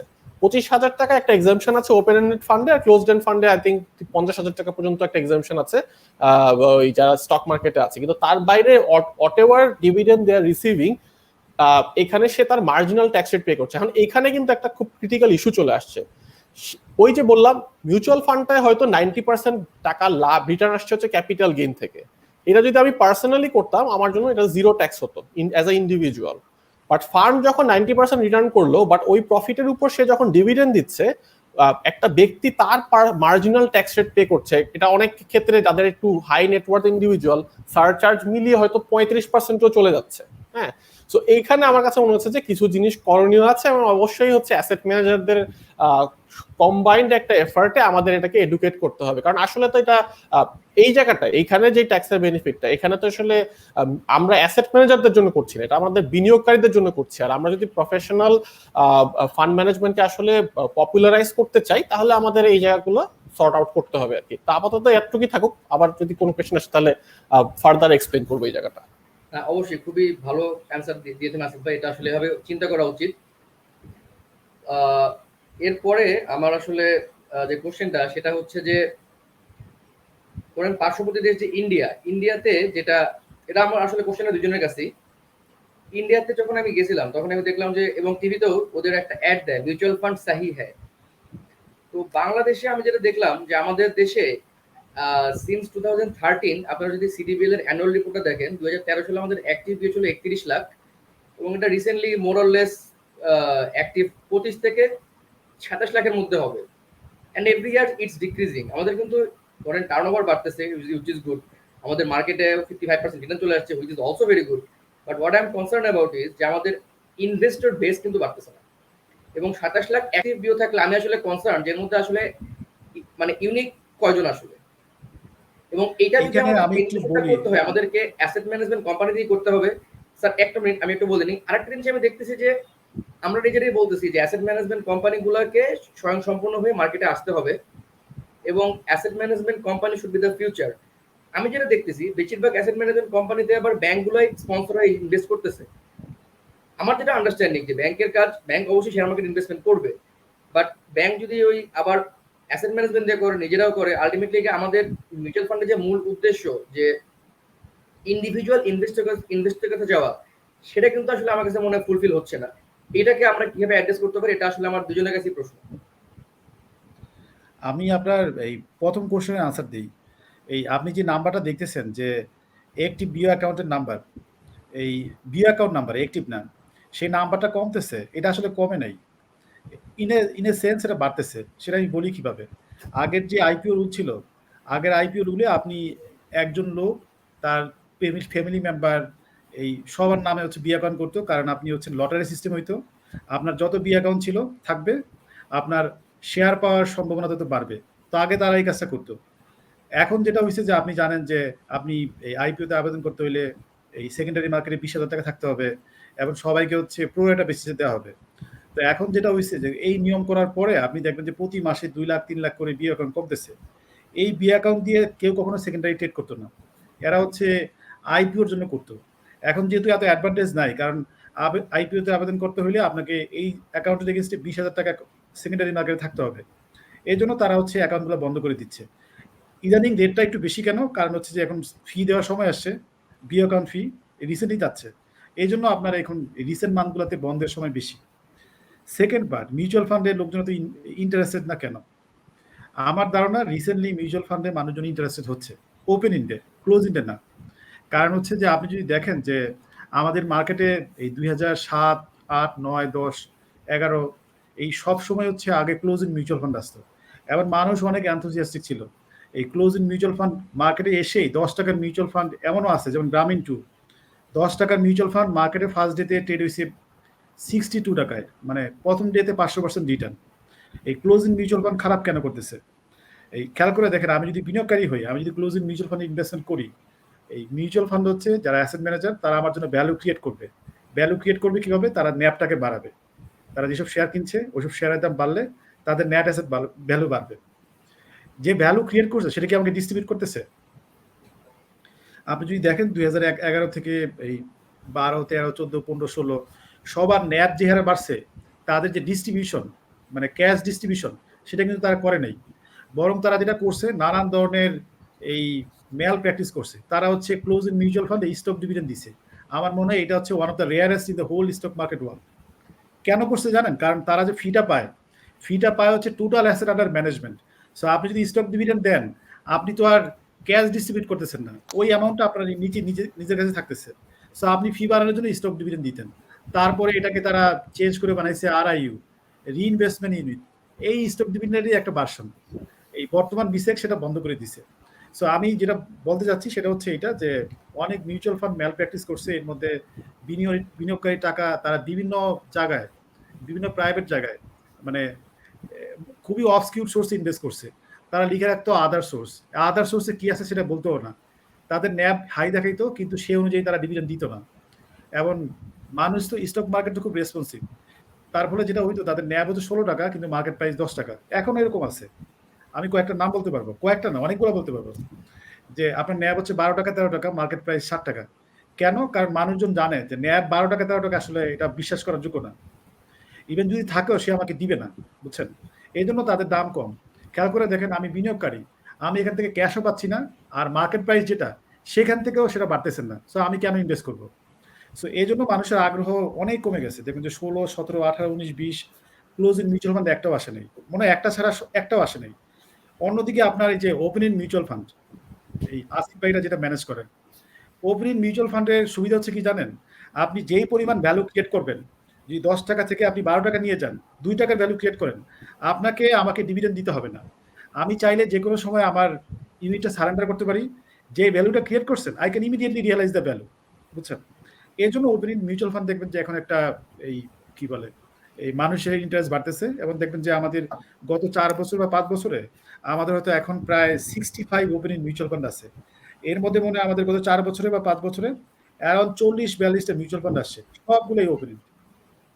এবং সবাই কিন্তু টাকা পাচ্ছে, মানুষজন কিন্তু ইনভেস্ট করতেছে। করে না হচ্ছে ওপেন ইন্ডে, এই ক্লোজ ইন্ডে করে না, ওপেন ইন্ডে করে। আমি এখানে স্টপ করি। আই থিঙ্ক আসিফ ভাইয়ের কিছু আনসার আছে। I think very accurate observations দুইটা পয়েন্টই। সো আমি দুইটাই একটু অ্যাড করি সজীব যেটা বললো ওটার সাথে। হ্যাঁ, একটা হচ্ছে একটা গল্প দিয়ে বলি, যে আমি টপ 2 বা 3 ব্রোকারের মধ্যে একজনকে আমি একবার জিজ্ঞেস করেছিলাম, মানে আসলে তোমাদের অ্যাক্টিভ ইউজার কয়জন, কয়টা বিও না, কয়টা অ্যাক্টিভ ইউজার ট্রেড জেনারেট করে। সো তারা এখন হয়তো 2 বা 3 এর মধ্যে আছে, 1000 জন। সো ইফ ইউ ইমাজিন যে বাংলাদেশের একটা টপ 2-3 ব্রোকারের মধ্যে একজন, তার অ্যাক্টিভ কাস্টমার আসলে 1000 জন, স্ট্রেচ করলে আরেকটু বাড়তে পারে। তার মানে হচ্ছে বাংলাদেশের সেকেন্ডারি মার্কেটে খুব বেশি বিনিয়োগকারী কখনোই ইনভেস্ট করতো না। হয়তো এটার পিক হয়তো 2010-10 ছিল, কিন্তু এর পরবর্তীতে যেই ডেকেডটা গেল 2010 থেকে 20-এ, এই নাম্বারটা মোটামুটি মার্কেটের লোকজন বলে আসলে 1 লাখ, রাফলি 1 লাখ অ্যাক্টিভ অ্যাকাউন্টের মতো বলা হয়। হ্যাঁ, তো যেহেতু এইটা আমাদের কাছে টাইম সিরিজ নাই, আমরা রিয়েল ট্রেন্ডটা আমরা ধরতে পারছি না। But if we use some common sense, মানে অ্যানেকডোটাল এভিডেন্স বা অন্য এভিডেন্স দেখে, মার্কেটে যে টার্নওভারটা বেড়েছে গত 6 মাস বা 1 বছরে, হ্যাঁ, সেটা কি বিনিয়োগকারী না আসলে সম্ভব ছিল? এটা তো হতে পারে না। এক্সিস্টিং বিনিয়োগকারীরা যে যার অ্যাসেট অ্যালোকেশন 50% ইকুইটি আর 50% বন্ড ছিল বা এফডি ছিল, তারা হয়তো এখন 90% 10% করেছে, সেটা হতে পারে। বাট এছাড়াও নিশ্চয়ই ইনক্রিজ নাম্বার অফ কাস্টমার্স বা বিও মার্কেটে আসছে। বাট আমাদের কাছে কারো কাছে একদম এক্সাক্ট ডেটা নাই, বাট আমি অ্যাটলিস্ট বলতে পারি যে একটা গ্রোথ এখন হচ্ছে এটা। বাট এই জায়গাটা এখনো আমার মনে হয় যে অনেক স্কোপ আছে বাংলাদেশে ক্যাপিটাল মার্কেটে অ্যাক্সেস বাড়ানোর আর কি। হ্যাঁ, অনেক ধরনের বিভিন্ন ভাবে এটা করা যেতে পারে, যেটা বাড়ানো যেতে পারে। আচ্ছা, এটা ছিল আমার ফার্স্ট পার্টটা। এবার আসি সেকেন্ড পার্টটাতে, যে মিউচুয়াল ফান্ডের পার্টটাতে। মিউচুয়াল ফান্ডে যেটা হলো যে, এটা সজীবের পয়েন্টটা ছিল একেবারে 100 ওই জায়গাটা, যে আগে ক্লোজড এন্ড ফান্ডরা ছিল। ক্লোজড এন্ড ফান্ডরা তো একবারই ফান্ড ম্যানেজ রেজ করে, তারা ন্যাচুরালি তারা টাকাটা রেজ করতে ইনস্টিটিউশনদের থেকে, এবং সবচেয়ে বড় ইনস্টিটিউশনাল ইনভেস্টররা তখনকার সময় ছিল ব্যাংকরাই হচ্ছে ক্লোজড এন্ড ফান্ডে ইনভেস্ট করতো। এখন আমরা যদি তার পরবর্তীতে ফেজটা দেখি, যে 2014-15 মানে 10-এর পরবর্তী ফেজটাতে ব্যাংকরা স্টক মার্কেটে ওভার এক্সপোজ ছিল ওই সময়টাতে, তখনকার ব্যালেন্স শিট অনুযায়ী। তার উপর হচ্ছে কি তারা দে হ্যাড হিউজ লসেস, এবং ওই সময় তাদের এর পরবর্তী সময় তাদের স্টক মার্কেটে ইনভেস্ট করার কোনো ইচ্ছাই ছিল না। এবং এরপর থেকে ওপেন এন্ডেড ফান্ডগুলো আসলো। এখন ওপেন এন্ডেড অ্যাসেট ম্যানেজার যারা আসলো এবং ফান্ডরা আসলো, তারা তো রিয়েলাইজই করে গেল যে আচ্ছা, আমরা যখন এখন মার্কেটে আসছি, আমাদের রিটেল ক্লায়েন্ট টার্গেট করা ছাড়া কিন্তু কোনো বিজনেস মডেল নাই। কারণ ইনস্টিটিউশন এখন আর আমরা পাবো না। ইনস্টিটিউশনরা are all they have already made the investments, অথবা লসে আছে বা কোনো ইস্যুস আছে যে তারা আর চাচ্ছে না।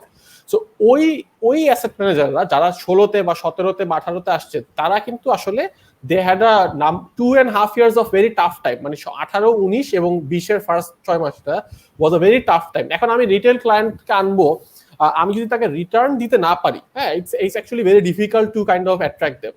এবং specially in a market like Bangladesh, যেখানে financial literacy is also issue, যে আমরা যেগুলো গ্যারান্টিড রিটার্ন ভেহিকেলস গুলো আছে বা ফিক্সড ইনকাম ভেহিকেলস আমরা অভ্যস্ত আছে, 6 মাস রাখলে এত টাকা পাবো বা 10 মাস রাখলে এত টাকা পাবো।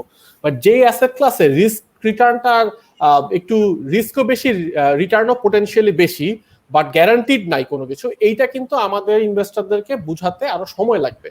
আর স্পেশালি যেহেতু ইন্ডিয়ার এক্সাম্পলটা আনা হলো, ইন্ডিয়া আমাদের থেকে আসলে প্রায় 10-15 বছর আগে আছে, এটা হচ্ছে ফাইন্যান্সিয়াল মার্কেটের দিক থেকে। So they are ahead of the curve by considerable amount. So এখনকার বিষয়টা হচ্ছে যে এখনের মার্কেটটা যেরকম আছে, আমি যেটা দেখেছি যে ভালো অ্যাসেট ম্যানেজার যারা আছে, যারা প্রপারলি দে আর ম্যানেজিং দেয়ার ফান্ডস, হ্যাঁ, তাদের সকলেরই কিন্তু অ্যাসেট আন্ডার ম্যানেজমেন্ট গ্রো করছে, সিগনিফিক্যান্টলি গ্রো করছে, কারোরই ডাবল ট্রিপলও হয়ে গেছে, এরকমও দেখছি আমি। সো মার্কেটটা যদি একটু ভালো থাকে, আমার কাছে মনে হয় যে আমরা দেখব এই নলেজ ডিসেমিনেশনটা আরো ফাস্টার হবে আর কি। কারণ আসলে এটা তো একজন ইনভেস্টর বিনিয়োগ করে ভালো এক্সপিরিয়েন্স যদি হয়, তার লস হলো না, ভালো এক্সপিরিয়েন্স হলো, সে তখন আরো 5 জনকে বলবে, সে আরো 10 জনকে বলবে। So there is a power curve. But ওটার জন্য আমার একটু সময় লাগবে, একটু সময়, যেখানে মার্কেটটা মানে খুব বাড়তে হবে না, স্টেবল থাকলেও মোটামুটি স্টেবল, মানে ফ্ল্যাটিশ পারফরমেন্স থাকলেও মোটামুটি দ্যাটস গুড এনাফ ওই পিরিয়ডটার জন্য। আচ্ছা, আসিফ ভাই এবং সুদীপ স্যারের কাছে আমার পরবর্তী কোশ্চেন হচ্ছে, আসিফ ভাই একটা কথা আমাকে স্ট্রাইক করলো যে আমরা আসলে ফিক্সড ইনকাম, যে ফিক্সড ইনকাম আমরা অভ্যস্ত আর কি। তো আমি রিসেন্টলি দেখতেছিলাম যে রয়্যাল বেঙ্গল নামে একটা অ্যাসেট ম্যানেজমেন্ট কোম্পানি, ওরা মনে হয় একটা বন্ড ফান্ড আনতেছে, এবং আইডিএলসি সম্ভবত আর একটা বন্ড মিউচুয়াল ফান্ড এখন ওরা লঞ্চ করার জন্য দেখলাম রিসেন্টলি অ্যাপ্রুভালও পাইছে বাংলাদেশ সিকিউরিটি কমিশন থেকে। আমার কোশ্চেন হচ্ছে যে এই মুহূর্তে আসলে বন্ড ফান্ড যদি লঞ্চ করে, at this moment interest rate is at rock bottom. আমার কোশ্চেন হচ্ছে ইন্টারেস্ট রেট কি এর থেকেও ফার্দার কমতে পারে কিনা, বা কোন জায়গা থেকে আসলে ইন্টারেস্ট রেটটা আসলে আবার আরেকটু বেটার সিচুয়েশনে যাবে, ইন্টারেস্ট রেট একটু বাড়বে? আচ্ছা, আমি তাহলে এটা স্টার্ট করছি, সজীব প্লিজ অ্যাড অন আর কি আমার পরে। তো ফার্স্ট হচ্ছে কি যে আরবিএমকো পারমিশন পেয়েছে, ওরা লঞ্চ করে নাই যতটুকু আমি বুঝি। আইডিএলসি ফান্ডটা কিন্তু লঞ্চড, আর শান্তারও একটা ফিক্সড ইনকাম ফান্ড আমার মনে হয় যে ওরা অ্যাপ্রুভাল পেয়ে গেছে বা লঞ্চ হয়ে গেছে, এরকম ব্যাপারটা আর কি। হ্যাঁ, এখন প্রথম পার্টটায় আসি, ওটা হচ্ছে ইন্টারেস্ট রেট। হ্যাঁ, ইন্টারেস্ট রেট নিশ্চয়ই অনেক কম, এটাতে কোনো ডাউট নাই। আমরা বলছি যে ইনফ্লেশনের থেকে কম আমরা এফডিতে পাচ্ছি, এখান থেকে কি আর কমতে পারে? আচ্ছা, এখান থেকে যদি কমেও খুব বেশি একটা কমবে না, কারণ যেই লেভেলে চলে আসছে, মানে যে magnitude of interest rate reduction আমরা দেখেছি বিভিন্ন ম্যাচুরিটিতে 3-4% অথবা বেশি, এর থেকে বেশি যা কমবে এটা খুবই নগণ্য আর কি। হ্যাঁ, বাট ইন্টারেস্ট রেট লো কিন্তু অনেকদিন থাকতে পারে, এটা এটা এটা কোয়াইট পসিবল। কারণ ওই যে বললাম, আমরা ডিসকাস করছিলাম যে রিয়েল ইকোনমিতে যদি আমি ক্রেডিট গ্রোথ না দেখি, demand side of credit is weak but supply side is strong for like central bank policy বলি, অথবা আমাদের balance of payment surplus generate হচ্ছে ওটার কারণে বলি, যেই কারণেই বলি, ইন্টারেস্ট রেট তখন for some time will remain low. এবং কোনো গভর্নমেন্টই চাবে না যে এরকম একটা কোভিড সিচুয়েশনে যেখানে ডিমান্ড শক আছে, আমরা টাইট মনিটরি পলিসি দিচ্ছি, এটা কেউ চাবে না। কিন্তু ইন্টারেস্টিং পার্টটা হচ্ছে গিয়ে একটা অ্যাসেট ম্যানেজার যখন একটা ফান্ড লঞ্চ করছে, সে আসলে নেক্সট 3 মাস বা 6 মাস বা 12 মাসের জন্য কিন্তু করছে না, সে করছে for next 10 years or 20 years. আমাদের তো অ্যাসেট ম্যানেজমেন্ট ইন্ডাস্ট্রি আসলে শুরুই হয় নাই, মানে আমাদের সাইজ যদি আমরা চিন্তা করে দেখি, হ্যাঁ। সো সে চিন্তা করছে একটা পরবর্তীতে সময়ে। আর এছাড়াও ফিক্সড ইনকাম ফান্ডের কিছু বেনিফিট আছে, যে আমি যদি বেনিফিট গুলো যাই, আমি একটা এফডি করলাম 12 মাসের, এখন 3 মাস পর আমার টাকা লাগছে, এখন আমি ব্যাংকে গিয়ে বললাম যে আমি ফিক্সড ডিপোজিটটা ভাঙিয়ে টাকা চাচ্ছি, সে বলবে তাহলে ওকে, তোমাকে আমি প্রিন্সিপাল দিব বাট তোমাকে আমি ইন্টারেস্টটা দিব না। কিন্তু আমি যখন ফিক্সড ইনকাম একটা ওপেন এন্ডেড ফান্ডে ইনভেস্ট করছি, সে যেহেতু ডিফারেন্ট ম্যাচুরিটিতে ইনভেস্ট করছে, তার কাছে লিকুইডিটির অ্যাক্সেস আছে। নট অনলি দ্যাট, সে যদি কিছু ট্রেজারি বিল বন্ডে ইনভেস্ট করে থাকে, সে চাইলে ওগুলো লিকুইডেট করেও কিন্তু সে টাকাটা করতে পারবে, মানে ক্লায়েন্টকে তার টাকাটা দিতে পারবে। ক্লায়েন্ট কিন্তু অলমোস্ট ইকুয়াল রিটার্ন পাচ্ছে, on top of that say liquidity কিন্তু অ্যাক্সেস পেয়ে যাচ্ছে। আরেকটা বিষয় হচ্ছে যে ফিক্সড ইনকাম ফান্ডেও just like equity funds IPO access আছে, যে আইপিওতে যে আমরা পার্টিসিপেট করি ফিক্স প্রাইস মেথডের গুলোতে তো প্রোরাটা বেসিসে পাওয়া যায়, এবং বুক বিল্ডিং এ যদি কাট অফ প্রাইসের উপরে আমরা বিড করে থাকি তাহলে আমরা পাবো। সো ওই রিটার্নটা একটা অ্যাডিশনাল বেনিফিট চলে আসছে ফিক্সড ইনকাম ফান্ডের জন্য। হ্যাঁ, তো আর থার্ড যেটা যদি আমরা দেখি যে সরকার এসইসি খুব সিগনিফিক্যান্ট এফর্ট দিচ্ছে কিন্তু বন্ড মার্কেট ডেভেলপ করার জন্য, এবং প্রচুর আমি কিন্তু ভিজিবলি দেখতে পাচ্ছি যে বন্ড মার্কেটের জায়গায় অনেক কাজ হচ্ছে, অনেক ফাস্টার অ্যাপ্রুভাল হচ্ছে। সো এখানে যেই বন্ড মার্কেটটা আমাদের নন এক্সিস্টিং ছিল, হচ্ছে কর্পোরেট বন্ড মার্কেটটা, হ্যাঁ, এইটা যখন স্পিড আপ হবে, যখন বন্ড ক্রিয়েশনটা বাড়বে, ফিক্সড ইনকাম ফান্ডরা কিন্তু তখন এই বন্ডগুলোতেও অ্যাক্সেস পাবে। সো এই বন্ডগুলোকে ইভ্যালুয়েট করার ক্যাপাবিলিটি কিন্তু একজন ইন্ডিভিজুয়াল রিটেল ইনভেস্টরের নাই। একজন ইন্ডিভিজুয়াল রিটেল ইনভেস্টর হয়তো বড়জোর একটা ব্যাংকে গিয়ে এফডি করতে পারবে, কিন্তু ওই বন্ডের যে ক্রেডিট রিস্ক ভ্যালুয়েশন সেটা সে পারবে না। তো fixed income fund professionally manage করলে সে এটা করতে পারবে। সো আমি যেটা বুঝি যে এখন যারা ফিক্সড ইনকাম ফান্ড লঞ্চ করছে তারা আসলে খুব ভেবে চিন্তে আসলে করছে। আর লাস্ট একটা পয়েন্ট আমি শুধু অ্যাড করবো এখানে, যে একটা ব্যক্তি, একটা ইন্ডিভিজুয়ালের অ্যাসেট অ্যালোকেশন কখনো আসলে বাইনারি না। সে 100% স্টকসে বা 100% বন্ডসে বা 100% ল্যান্ডে বা ভেঞ্চারে থাকবে না। তার ডিফারেন্ট প্রতিটা সময় তার কিন্তু একটা মানে বিভিন্ন অ্যাসেট ক্লাসে তার এক্সপোজার থাকবে। সো ইভেন দো হচ্ছে গিয়ে যে এখন fixed income yields are extremely লো, একটা মানুষ কিন্তু চাইলে চিন্তা করতে পারে যে 1-2 মাসের জন্য বা কোনো একটা পিরিয়ডে একটা পার্ট অফ মাই ওয়েলথ কিন্তু ফিক্সড ইনকামে থাকতেই পারে। So from asset allocation perspective I don't see anything wrong. In fact having 100% in an asset class, that's the biggest problem. মানে ওইখানে চলে গেলে হয় কি যে কোনো সময় ওই অ্যাসেট ক্লাসটা পারফর্ম বাজে করলে আমরা সবাই মোমেন্টাম ইনভেস্টর হয়ে একসাথে ক্র্যাশ আউট করে যাই, মানে খুব সহজে প্যানিক করে ফেলি আর কি। তো আমি জাস্ট এখানে থামি যাতে সজীব তার কমেন্টস গুলো অ্যাড করতে পারে। আসিফ ভাই অলরেডি এই ফিক্সড ইনকাম নিয়ে অনেক কিছু বলছে, আমার আর নতুন কিছু অ্যাড করার নাই। এই রিগার্ডিং ইন্টারেস্ট রেট সামনে কমবে কিনা, নাকি এখন যে লেভেলে আছে থাকবে কিনা, এই কোশ্চেন থেকে আপনি জিজ্ঞেস করেন যে ইন্টারেস্ট রেট কমছে কেন। স্টার্ট উইথ দিস কোশ্চেন, এই ইন্টারেস্ট রেট কমলো কেন হুট করে 1 বছর? কারণ প্রাইভেট সেক্টরের ক্রেডিট ডিমান্ড অনেক কমে গেছে সিগনিফিকেন্টলি, এবং এটাকে চাঙ্গা করার জন্য বাংলাদেশ ব্যাংক এই যতটুকু মানি সাপ্লাই দেওয়া উচিত তার থেকে বেশি দিছে, যাতে রেটটা কমে, এই মানুষজন যাতে ক্রেডিট রেট নেয়। যদি এই দুইটার একটাও চেঞ্জ হয় তাহলে সামনে ইন্টারেস্ট রেট চেঞ্জ হতে পারে। এখন আপনি দেখেন যে সামনে কি ক্রেডিট ডিমান্ড বাড়বে কিনা, এটা ডিপেন্ড করে যে আমাদের ইকোনমি অথবা হচ্ছে যে ওয়ার্ল্ড ইকোনমি কত তাড়াতাড়ি আগের স্কেলে যাবে, প্রি প্যান্ডেমিক স্টেজে যাবে। এটা সম্ভাবনা যত বেশি হবে, প্রাইভেট সেক্টরের ক্রেডিট ডিমান্ড বাড়ার সম্ভাবনা তত বেশি, তখন ইন্টারেস্ট রেটের উপরে একটু চাপ পড়বে। সিমিলারলি আপনার এই মানি সাপ্লাই, যদি আপনার প্রাইভেট সেক্টরের ক্রেডিট ডিমান্ড যদি বাড়ে আই গেস তখন তখন বাংলাদেশ ব্যাংকও আপনার এই মানি সাপ্লাই এখন যে লেভেলে রাখছে সেটা নিয়ে এভাবে রাখবে না, হয়তো বাংলাদেশ ব্যাংক হচ্ছে আপনার এটাকে আস্তে আস্তে একটা এই সাস্টেনেবল লেভেলে নিয়ে যাবে। আমার আন্ডারস্ট্যান্ডিং হচ্ছে যে আগামী 6 মাস বা 8 মাস ইন্টারেস্ট রেট এখন যে লেভেলে আছে এই লেভেলের দিকে থাকবে। কয়েক basis point ups and down হইতে পারে, খুব বেশি চেঞ্জ হবে না। আরও কমবে কি না, আনসার হচ্ছে যে আর কমার চান্স অনেক কম, কারণ রিসেন্ট হিস্ট্রিতে ইন্টারেস্ট রেট এই জায়গায় কখনো যায়নি, এখন যে জায়গায় গেছে।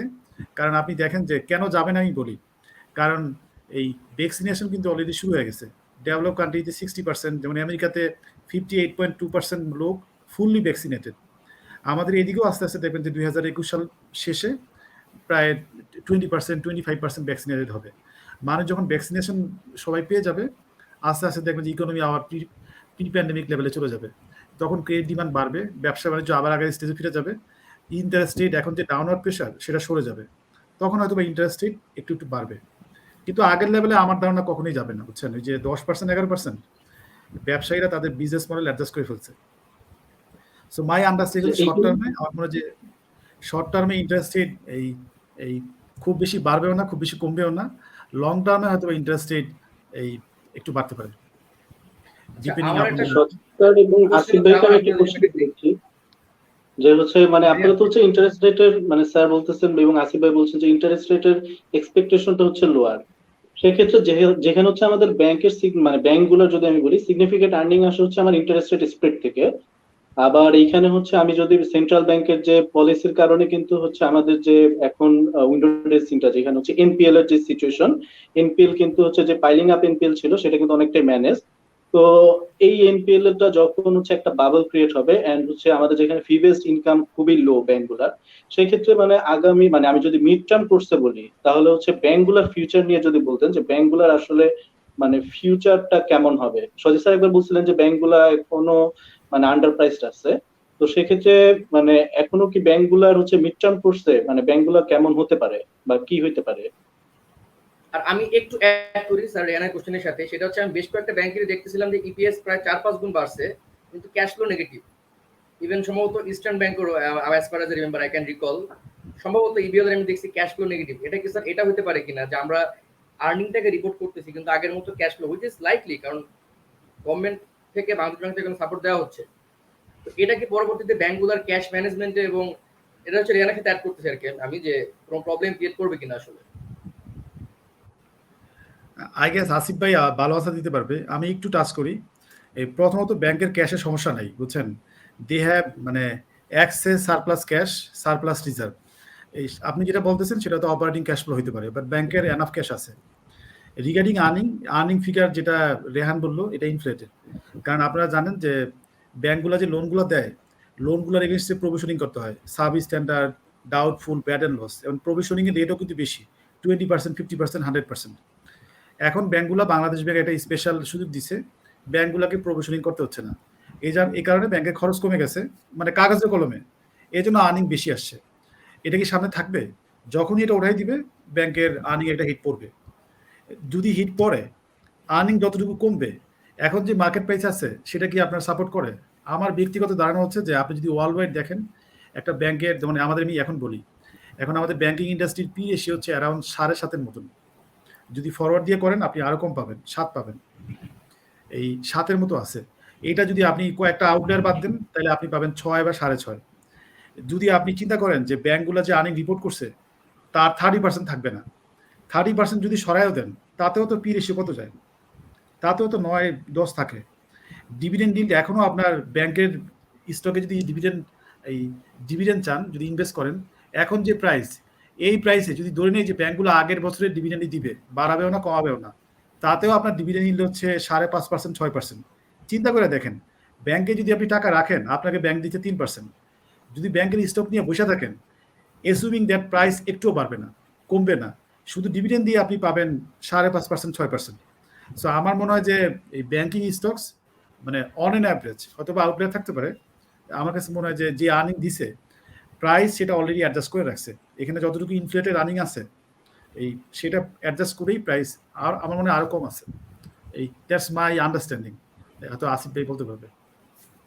আচ্ছা, ফার্স্টে হচ্ছে এই যে রেহানের যে কোয়েশ্চেনটা ছিল ওটা হচ্ছে যে এই লো ইন্টারেস্ট রেটে ব্যাংকের বিজনেস মডেলের কি হচ্ছে। হ্যাঁ, তো যেটা আমরা নাম্বারস দেখে যেটা দেখছি যে ওদের তো বোথ কস্ট অফ ডিপোজিট কমে আসছে। হ্যাঁ, আমরা যদি গত 2020 শুরুর দিকে দেখি একটা ফিক্সড ডিপোজিট 1 বছরের টার্মে 8-9% রেট ছিল, এখন 3-3.5 বড় জোর 4-এ চলে আসছে, সো 4% রিডাকশন হয়েছে। বাট সিমিলারলি লেন্ডিং রেট সাইডটাও কিন্তু ওইভাবে কমে আসছে। সো ইনফ্যাক্ট লেন্ডিংটা তো একটা শক গত বছরই ছিল যখন 9% লেন্ডিং রেট ফিক্স করেছিল, তখন ফার্স্টে লেন্ডিং রেটটা কমেছিল, ডিপোজিট রেটটা আস্তে আস্তে আস্তে আস্তে করে কমেছে। বাট তারপরে এখন যেটা দেখছি যে ডিপোজিট রেটটা সিগনিফিক্যান্টলি কমে আসার পর এখন লেন্ডিংও আবার যেগুলো 9 ছিল সেগুলো 8, 7 টেক ওভার লোন 6.5 আমি মানে অ্যাডভার্টাইজমেন্ট দেখছি কিছু কিছু ক্ষেত্রে। সো এটা কোনো ব্যাংকের জন্য সমস্যা না, কারণ একটা সাইড বাড়লে ও অন্য সাইড থেকে অ্যাডজাস্ট করে নিবে রাফলি। হ্যাঁ, ও জাস্ট একটু সময়ের ব্যাপার, কারণ আমরা একটা টার্ম ইউজ করি ডিউরেশন, যে অ্যাসেট বা এন্ড লায়াবিলিটি ডিউরেশন সবসময় এক থাকে না, কিছু টাইমিং ডিফারেন্স থাকে, যে রিপ্রাইসিং কেউ আগে কেউ পরে হয়। সো ওইটা ইস্যু না। এবার আসে হচ্ছে কি যে এই বছরের প্রফিটেবিলিটি বা ব্যালেন্স শিটের এখানে একেবারে সজীবের সাথে একমত যে এই বছরের যে আর্নিংসটা হচ্ছে সেটা আমরা যদি নাম্বারস গুলো দেখি, হ্যাঁ মানে একেবারে নেট ইন্টারেস্ট ইনকাম থেকে খুব সিগনিফিক্যান্ট কিন্তু গ্রোথ না। আসলে যা আসছে হচ্ছে গিয়ে ফিক্সড ইনকাম পোর্টফোলিও থেকে তারা একটা সিগনিফিক্যান্ট গেইন করেছে। গত বছর থেকেই ব্যাংকরা বা তার আগে থেকে কিছু কিছু ব্যাংক ফিক্সড ইনকাম একটা বড় পজিশন নিয়েছিল, এবং যেহেতু ফিক্সড ইনকাম ইলস কমে গেছে এখানে তাদের আনরিয়েলাইজ গেইন ছিল, যেগুলো তারা over time they have been realizing. এছাড়াও স্টক মার্কেট যখন বাড়ছে তারা এখান থেকে কিছু গেইন হচ্ছে অথবা কিছু প্রভিশন রিলিজ হচ্ছে। সো এই বছরের আমরা দেখবো 2021 ফার্স্ট হাফ রেজাল্টস, এবং আই থিঙ্ক ফুল ইয়ারও এটাই থাকবে যে ব্যাংকদের investment income both equity and fixed ইনকামটা ডমিনেট করছে। বাট রিয়েলিটিটা হলো কি যে ওই জায়গায় যে আমাদের কিছু আনসার্টেনটি আছে, যে কি পরিমাণ ব্যাড লোনস তৈরি হয়েছে যেটা ইভেনচুয়ালি প্রভিশন করতে হবে, এটা কিন্তু আমরা এখনো কেউ জানি না। মানে একটা তো হচ্ছে যে মনিটরিয়াম ছিল থ্রু আউট 2020 এবং 2021 এসেও কিন্তু কিছু রিস্কেজুলিং ফ্যাসিলিটিস দেওয়া আছে, যে 20% ডাউন পেমেন্ট থাকলে বা পেমেন্ট থাকলে এটা লোনটাকে রিস্কেজুল করা যাবে। বাট মোর বিগার কোয়েশ্চেনটা হচ্ছে কি আমরা কিন্তু এইটাকে কোয়ান্টিফাই করতে পারছি না, যে আমার সে 20% অফ মাই লোন পোর্টফোলিও টাকা দিতে পারছে না, হ্যাঁ বাট ওরা কি এখন দিতে পারছে না, বা 6 মাস পর কি দিতে পারবে, বা 12 মাস পর কি দিতে পারবে কিনা। এবং এটার সাথে অ্যাডেড কমপ্লেক্সিটিটা আসছে, যে বললাম যে লকডাউনটাও তো আমি প্রেডিক্ট করতে পারছি না। গত বছরের লকডাউনের পরে 8-9 মাস মোটামুটি ইকোনমি আনইন্টারাপ্টেড চললো, বাট এই যে ডেল্টা ভ্যারিয়েন্ট বা ডেল্টা প্লাস যখন এসে আবার সেকেন্ড টাইপের ওয়েভটা আবার আসলো, লকডাউন আবার আসলো, এটা কিন্তু আবার ইকুয়েশনটাকে অনেক কমপ্লেক্স করে দিচ্ছে। সো আমাদের জন্য অ্যাজ এ অ্যানালিস্ট আসলে এই জায়গাটা একটু আনপ্রেডিক্টেবল হয়ে গেছে। সো এই এতটুকু আমি বলবো যে 2022 আমার কাছে মনে হয় যে মোটামুটি ফ্লেক্সিবিলিটি দিয়ে চলতে হবে। 2023 এর দিকে গিয়ে আমরা হয়তো মোর ক্লিয়ারার পিকচারটা হয়তো দেখতে পাবো আর কি, যে অ্যাসেট কোয়ালিটি কি পরিমাণ পার্মানেন্ট ইম্পেয়ারমেন্ট হয়েছে। আচ্ছা, আমার একটা শেষ কোশ্চেন, আমরা হয়তো বেশি লম্বা করতে পারবো না, আর সেটাও আপনাদের দুজনের কাছেই। সেটা হচ্ছে যে গত বছরের যে ন্যাশনাল বাজেট, এটাতে বা তার আগের বাজেটে সম্ভবত আমাদের ডিভিডেন্ড নিয়ে একটা প্রভিশন করে দেওয়া হয়েছিল, যে 50% অফ নেট ইনকাম ডিভিডেন্ড দিয়ে দিতে হবে সবগুলো কোম্পানির ক্ষেত্রে। এবং এই বছর আমাদের প্রাইমারি রেগুলেটর এসিসিও একটা সার্কুলার দিয়ে দিয়েছে যে কোনো কোম্পানি যদি আইপিওতে আসে তাকে ক্যাশ ডিভিডেন্ড দিতে হবে আইপিওতে আসার পরে। আইপিও করার পরে 2 বছর সম্ভবত ক্যাশ ডিভিডেন্ড দিতে হবে। তো আমার কোশ্চেনটা হচ্ছে এখানে দুজনের কাছে, যে আইপিওতে একটা কোম্পানি আসছে হচ্ছে ফর এক্সপ্যানশন, তার টাকা লাগবে। আমি যদি কথা রবির এক্সাম্পলটা দিই, আমি হিসেব করে দেখছিলাম যে রবি যে পরিমাণ টাকা তুলছিল আইপিও থেকে, ও যদি সবাইকে ক্যাশ ডিভিডেন্ড দিত apart from or sponsor director যদি সহ দিত, তাহলে ও যে টাকা আইপিও থেকে তুলছিল পুরো টাকা বের হয়ে যেত ডিভিডেন্ড দিয়ে। একটা ওয়ে আউট হতে পারতো যে হয়তো সে তার স্পন্সর ডিরেক্টর ছাড়া ডিভিডেন্ড দিল, কিন্তু এই যে চাপায় দেওয়াটা যে ডিভিডেন্ড দিতেই হবে, এটাকে আসলে আপনারা কিভাবে দেখতেছেন? আমি এই ছোট করে আপনার কোশ্চেনের আনসার দিই। সেটা হচ্ছে যদি এই রুল না চাপাইতো তাইলে কি হইতো, মানে এই রুল যদি না চাপাইতো তাইলে কি হইতো। আপনি দেখেন ফ্যামিলি টেক্সটাইল, তারা আইপিওতে আসছে, আইসা প্রথম বছর 100% stock dividend, NBL stock dividend, এরকম অনেক কোম্পানি আছে যারা হচ্ছে আর্ন করে, যারা কিনা ক্যাশ ডিসবার্স করে না, ওই যে মিউচুয়াল ফান্ডের মতন। তারা হচ্ছে স্টক ডিভিডেন্ড জাস্ট একটা অ্যাকাউন্টিং এন্ট্রি দেয়, যে আপনার হচ্ছে retain earning debit, paid up capital credit. Stock dividend is not a dividend, বুঝছেন। এখন যারা এই মার্কেটে ইনভেস্ট করে তারা তো কিছু চায়, রাইট, ক্যাশ ফ্লো চায়, সেটা আপনি দিবেন ক্যাশ ডিভিডেন্ড দিয়ে। আমি বলবো যে বর্তমান বিসেক আইসা যতগুলো ভালো পদক্ষেপ নিচ্ছে তার মধ্যে একটা বেস্ট পদক্ষেপ হচ্ছে এই সিদ্ধান্ত, যে তোমাকে অবশ্যই ক্যাশ ডিভিডেন্ড দিতে হবে। পরপর 2 বছর ক্যাশ ডিভিডেন্ড না দিলে তুমি জ্যাট ক্যাটাগরিতে চলে যাবা। এটা যখন ছিল না তখন কি করছে, সবগুলা কোম্পানি হচ্ছে স্টক ডিভিডেন্ড দিত। অনেকের ক্যাশ ফ্লো ভালো ছিল, তারা দিত। এবং আপনি যখনই কোম্পানির কাছে ক্যাশ রাখবেন, একটা আনসার্টেন এই ইয়ের মধ্যে আছে, যারা হচ্ছে যাদের গভর্নেন্স ভালো না, তারা কিন্তু এই ক্যাশ নিয়ে যায়, বুঝছেন।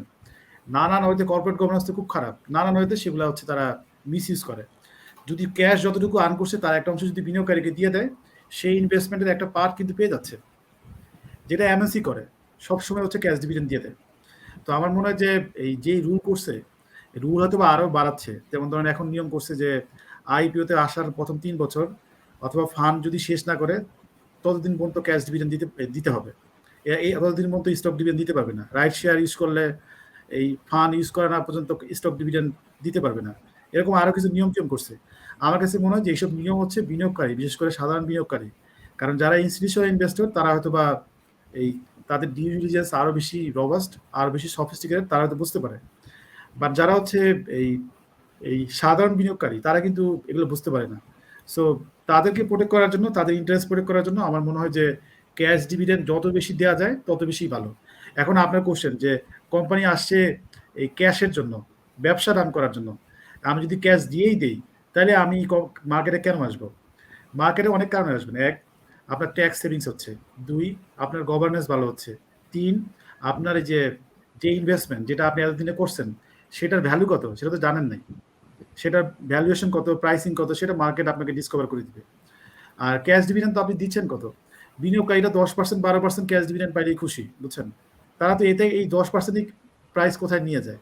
তো আমার কাছে মনে হয় যে বিসেক যেটা করছে, এই যে অর্থ মন্ত্রণালয় থেকে যে নির্দেশনা দিছে এবং বিসেক যে নিয়ম করতেছে ক্যাশ ডিভিডেন্ড দিতে হবে, এটা খুবই ভালো উদ্যোগ এবং এটাকে ভালো মতো এনফোর্স করা উচিত।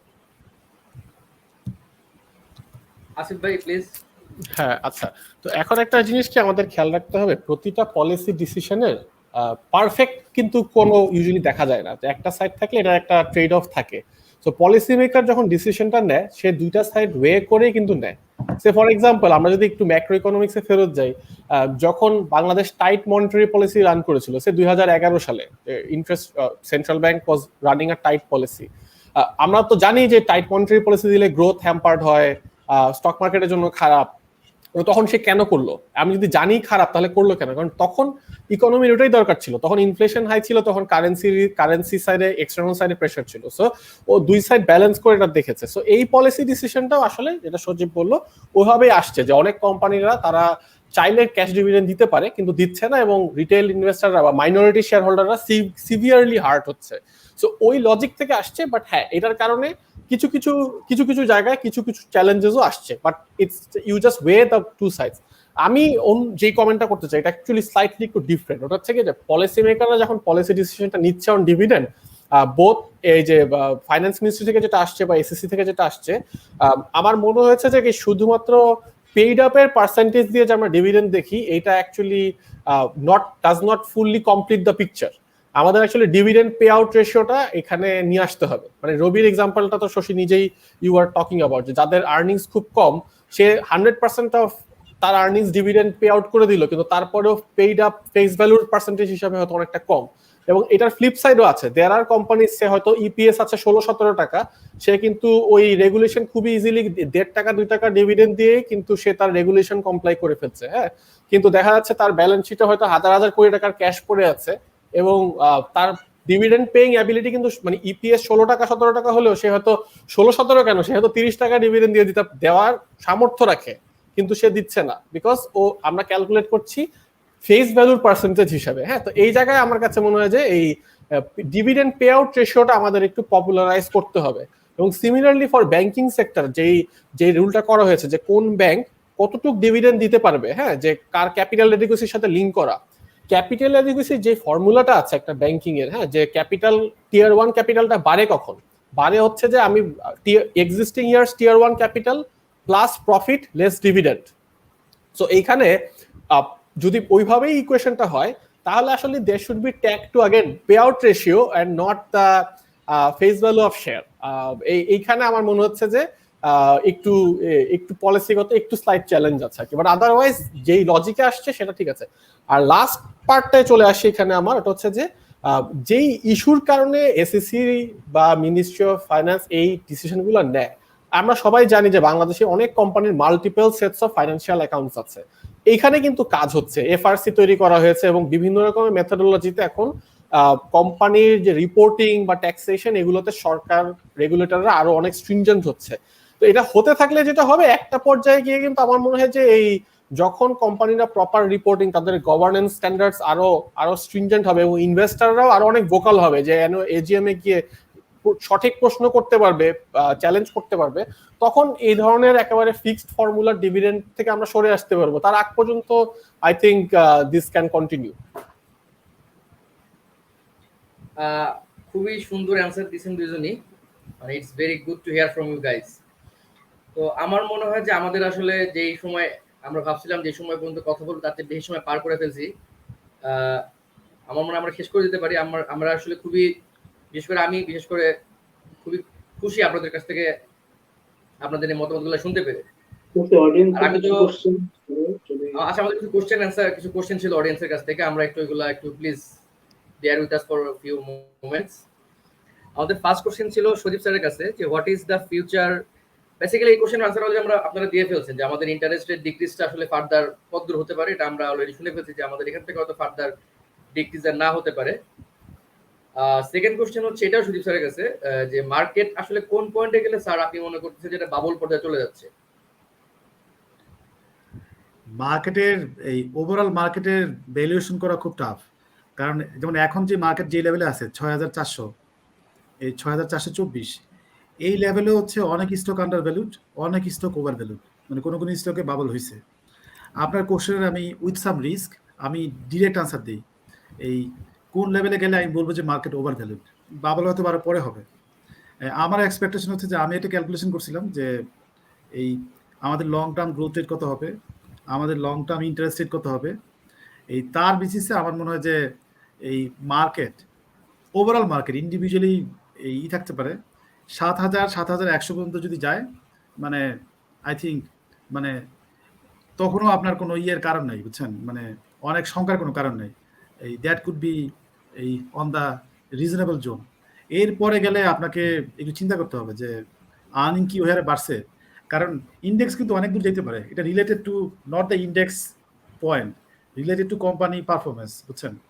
এখন কোম্পানি পারফরমেন্স যদি ওই হারে ভালো না হয়, যদি ইন্ডেক্স অনেক বেড়ে যায়, তখন একটা সংখ্যার ব্যাপার আছে। এখন যে হারে চলতেছে আমার যে এক্সপেকটেশন, সেটা যদি 7100 যায়, আই থিঙ্ক এই ওভারঅল মার্কেট হয়তো ঠিকই আছে, ইন্ডিভিজুয়ালি আপনার কোনো কোনো সেক্টরে বা কোনো কোনো স্টকে এই বাবল থাকতে পারে। আমি এখানে একটু অ্যাড করি, যেটা আমি দেখতেছিলাম যে আমাদের ইন্ডেক্স যদি 7000-এর উপরে চলে যায় তাহলে কিন্তু আমাদের মার্জিন লোনটা অ্যাডজাস্ট করতে হবে। এখন তো মার্জিন হচ্ছে 1:0.8, 7000-এর উপরে চলে গেলে আবার এটা কিন্তু আমাদের এমনি অ্যাডজাস্টমেন্ট করতে হবে। সো ওই ক্ষেত্রে হয়তো আমরা এখানে কিছু অ্যাডজাস্টমেন্ট দেখবো আর কি। আমি আসিফ ভাইয়ের কাছে কি মনে হয়, আসিফ ভাইয়ের কাছে সেম কোশ্চেনটাই করতেছি, আসিফ ভাইয়ের কাছে মার্কেটের কারেন্ট ইন্ডেক্স এবং ওভারঅল বাবল কোন পর্যায়ে গেলে আসিফ ভাই মনে করতেছেন যে বাবল, এটা আসলে বাবল হয়ে গেছে? আচ্ছা, আমি একটু অ্যানালজি দিয়ে আনসারটা দিই। হ্যাঁ, মানে 2010 সালে যখন মার্কেট খুব সিগনিফিক্যান্টলি বেড়েছিল, তো ডিসেম্বরের দিকে আমি ফেসবুকে একটা লেখা লিখেছিলাম যে আমার কাছে কেন মনে হয় মার্কেট অনেক ওভার ভ্যালুড, এবং মনে হচ্ছিল যে কোনো না কোনো সময় মার্কেট পড়ে যাবে। তো যখন মার্কেট একটা ওভার ভ্যালুড টেরিটরিতে যাওয়া মানেই যে এমন না কিন্তু যে সাথে সাথে পড়ে যাবে, এটা অনেকদিন থাকতে পারে। So as an analyst you can only say যেটা ওভার ভ্যালু। তো পরবর্তীতে ডিসেম্বরের পরে ক্র্যাশ করেছিল বা পড়েছিল, এটা হয়েছিল, তখন 2-2.5 বছর ধরে মার্কেট পড়লো। বাট তখন কিন্তু জিনিসটা আইডেন্টিফাই করাটা খুব সহজ ছিল। তখন মার্কেট ভ্যালুয়েশন পি রেশিও আমরা দেখতাম যে প্রায় 30 টাইমস আর্নিংস এ চলে গেছিল মার্কেট। এবং তখনকার সময় আরেকটা বিষয় ছিল যে ওই আর্নিংস এর অনেকটাই নন রিকারিং, মানে ফাইন্যান্সিয়াল সেক্টর ওয়াজ ডিসপ্রপোর্শনেট কন্ট্রিবিউটর টু আর্নিংস, এবং ওদের রিটার্নই আসছিল স্টক মার্কেট থেকে, মানে একটা সার্কুলার রেফারেন্স চলে আসছিল কি তখন মার্কেটের আর্নিংস এর মধ্যে। বাট এখন এর পরবর্তীতে যে নেক্সট মার্কেট পিকটা ছিল 2017-তে, ওই সময়টা যদি আমি দেখি, নিশ্চয়ই 2010-এর মতো হয়নি, বাট তখনও কিছু কিছু স্টক 20-25 লার্জ ক্যাপস আমরা দেখেছিলাম, জিপি বা স্কোয়ার, এগুলো 20 টাইমস আর্নিংস বা 25 টাইমস আর্নিংস এ চলে গেছিল ওই সময়। তার সাথে যদি কম্পেয়ার করি এখনকার সময়টাতে, হ্যাঁ, মানে এখানে যেটা রিয়ালিটি হচ্ছে যে মার্কেটকে ওভারঅল দেখা ডিফিকাল্ট, বাট স্টক স্পেসিফিক দেখাটা ইজি। আর আমরা যখন মার্কেটটা দেখি সব ধরনের শেয়ার আমরা দেখি না, আমরা স্পেসিফিক কিছু স্টক শেয়ারই ফলো করি, এগুলো লার্জ ক্যাপের মধ্যে। এগুলো কিন্তু এখনো 2010-17-এর মাল্টিপলে যায় না।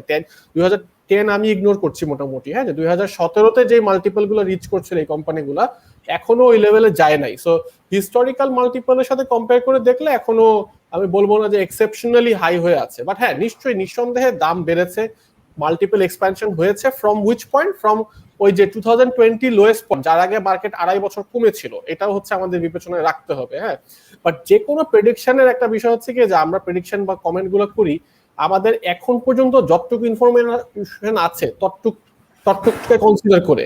আর রিয়েলিটি হচ্ছে যে ফিউচার ইজ আনসার্টেন, মানে ইকোনমিক রিকভারি যদি খুব ফাস্ট হয়, মানে আমাদের কোভিড থেকে যদি খুব ফাস্ট রিকভার করে যায়, it will be accompanied by private credit growth increasing, it will be accompanied by interest rates going up. তো ওই ক্ষেত্রে মাল্টিপল এক্সপ্যানশন হওয়ার স্কোপ ফার্দার তো থাকবেই না, ইনফ্যাক্ট কম্প্রেশনও হতে পারে। সো আমি বলবো হচ্ছে বাবেল আমার কাছে মনে হচ্ছে না, not in the large caps অথবা ব্লু চিপ স্টকস। ছোটখাটো শেয়ার যেগুলো আছে সেগুলো আমি খুব একটা ফলো করি না, সো ওগুলো নিয়ে আমি কমেন্টও করতে চাই না। অবশ্যই। আমাদের পরবর্তী কোশ্চেনের অ্যান্সার আমরা পেয়ে গেছি অলরেডি, ইন্টারেস্ট রেট নিয়ে এটাও। এরপরে কোশ্চেন আমরা চলে যাই।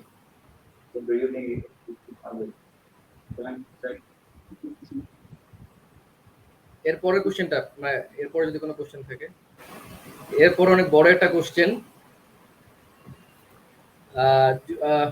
এটা বেসিক্যালি ডিভিডেন্ড এবং ওই ক্যাপিটাল গেইনের ট্রেড অফটা নিয়ে, যে আমাদের মার্কেট কি এখন আসলে ম্যাচিউর এনাফ কিনা। এটা সম্ভবত সদীপ স্যারের কোশ্চেনের ইয়াতে ক্যান্সার থেকে, যে ব্যাংকের শেয়ারগুলো কিনে যে ডিভিডেন্ড ইল্ডের কথা স্যার বলতেছিলেন, যে আমাদের এখানে আসলে আমরা ধরেন ব্যাংকের শেয়ার কিনে ডিভিডেন্ড ইল্ড পেলাম, কিন্তু আসলে যদি ব্যাংকের শেয়ারটা মনে পড়ে গেল ফর সাম রিজন, সেক্ষেত্রে আমাদের মার্কেটকে কতখানি ম্যাচিউর কিনা যে আমরা ওটা হোল্ড করবো, অথবা আমরা সেল করে ফ্রাস্ট্রেশনে আরো যেটা দাম পড়া না তার চেয়ে বেশি ফেলাই দিব।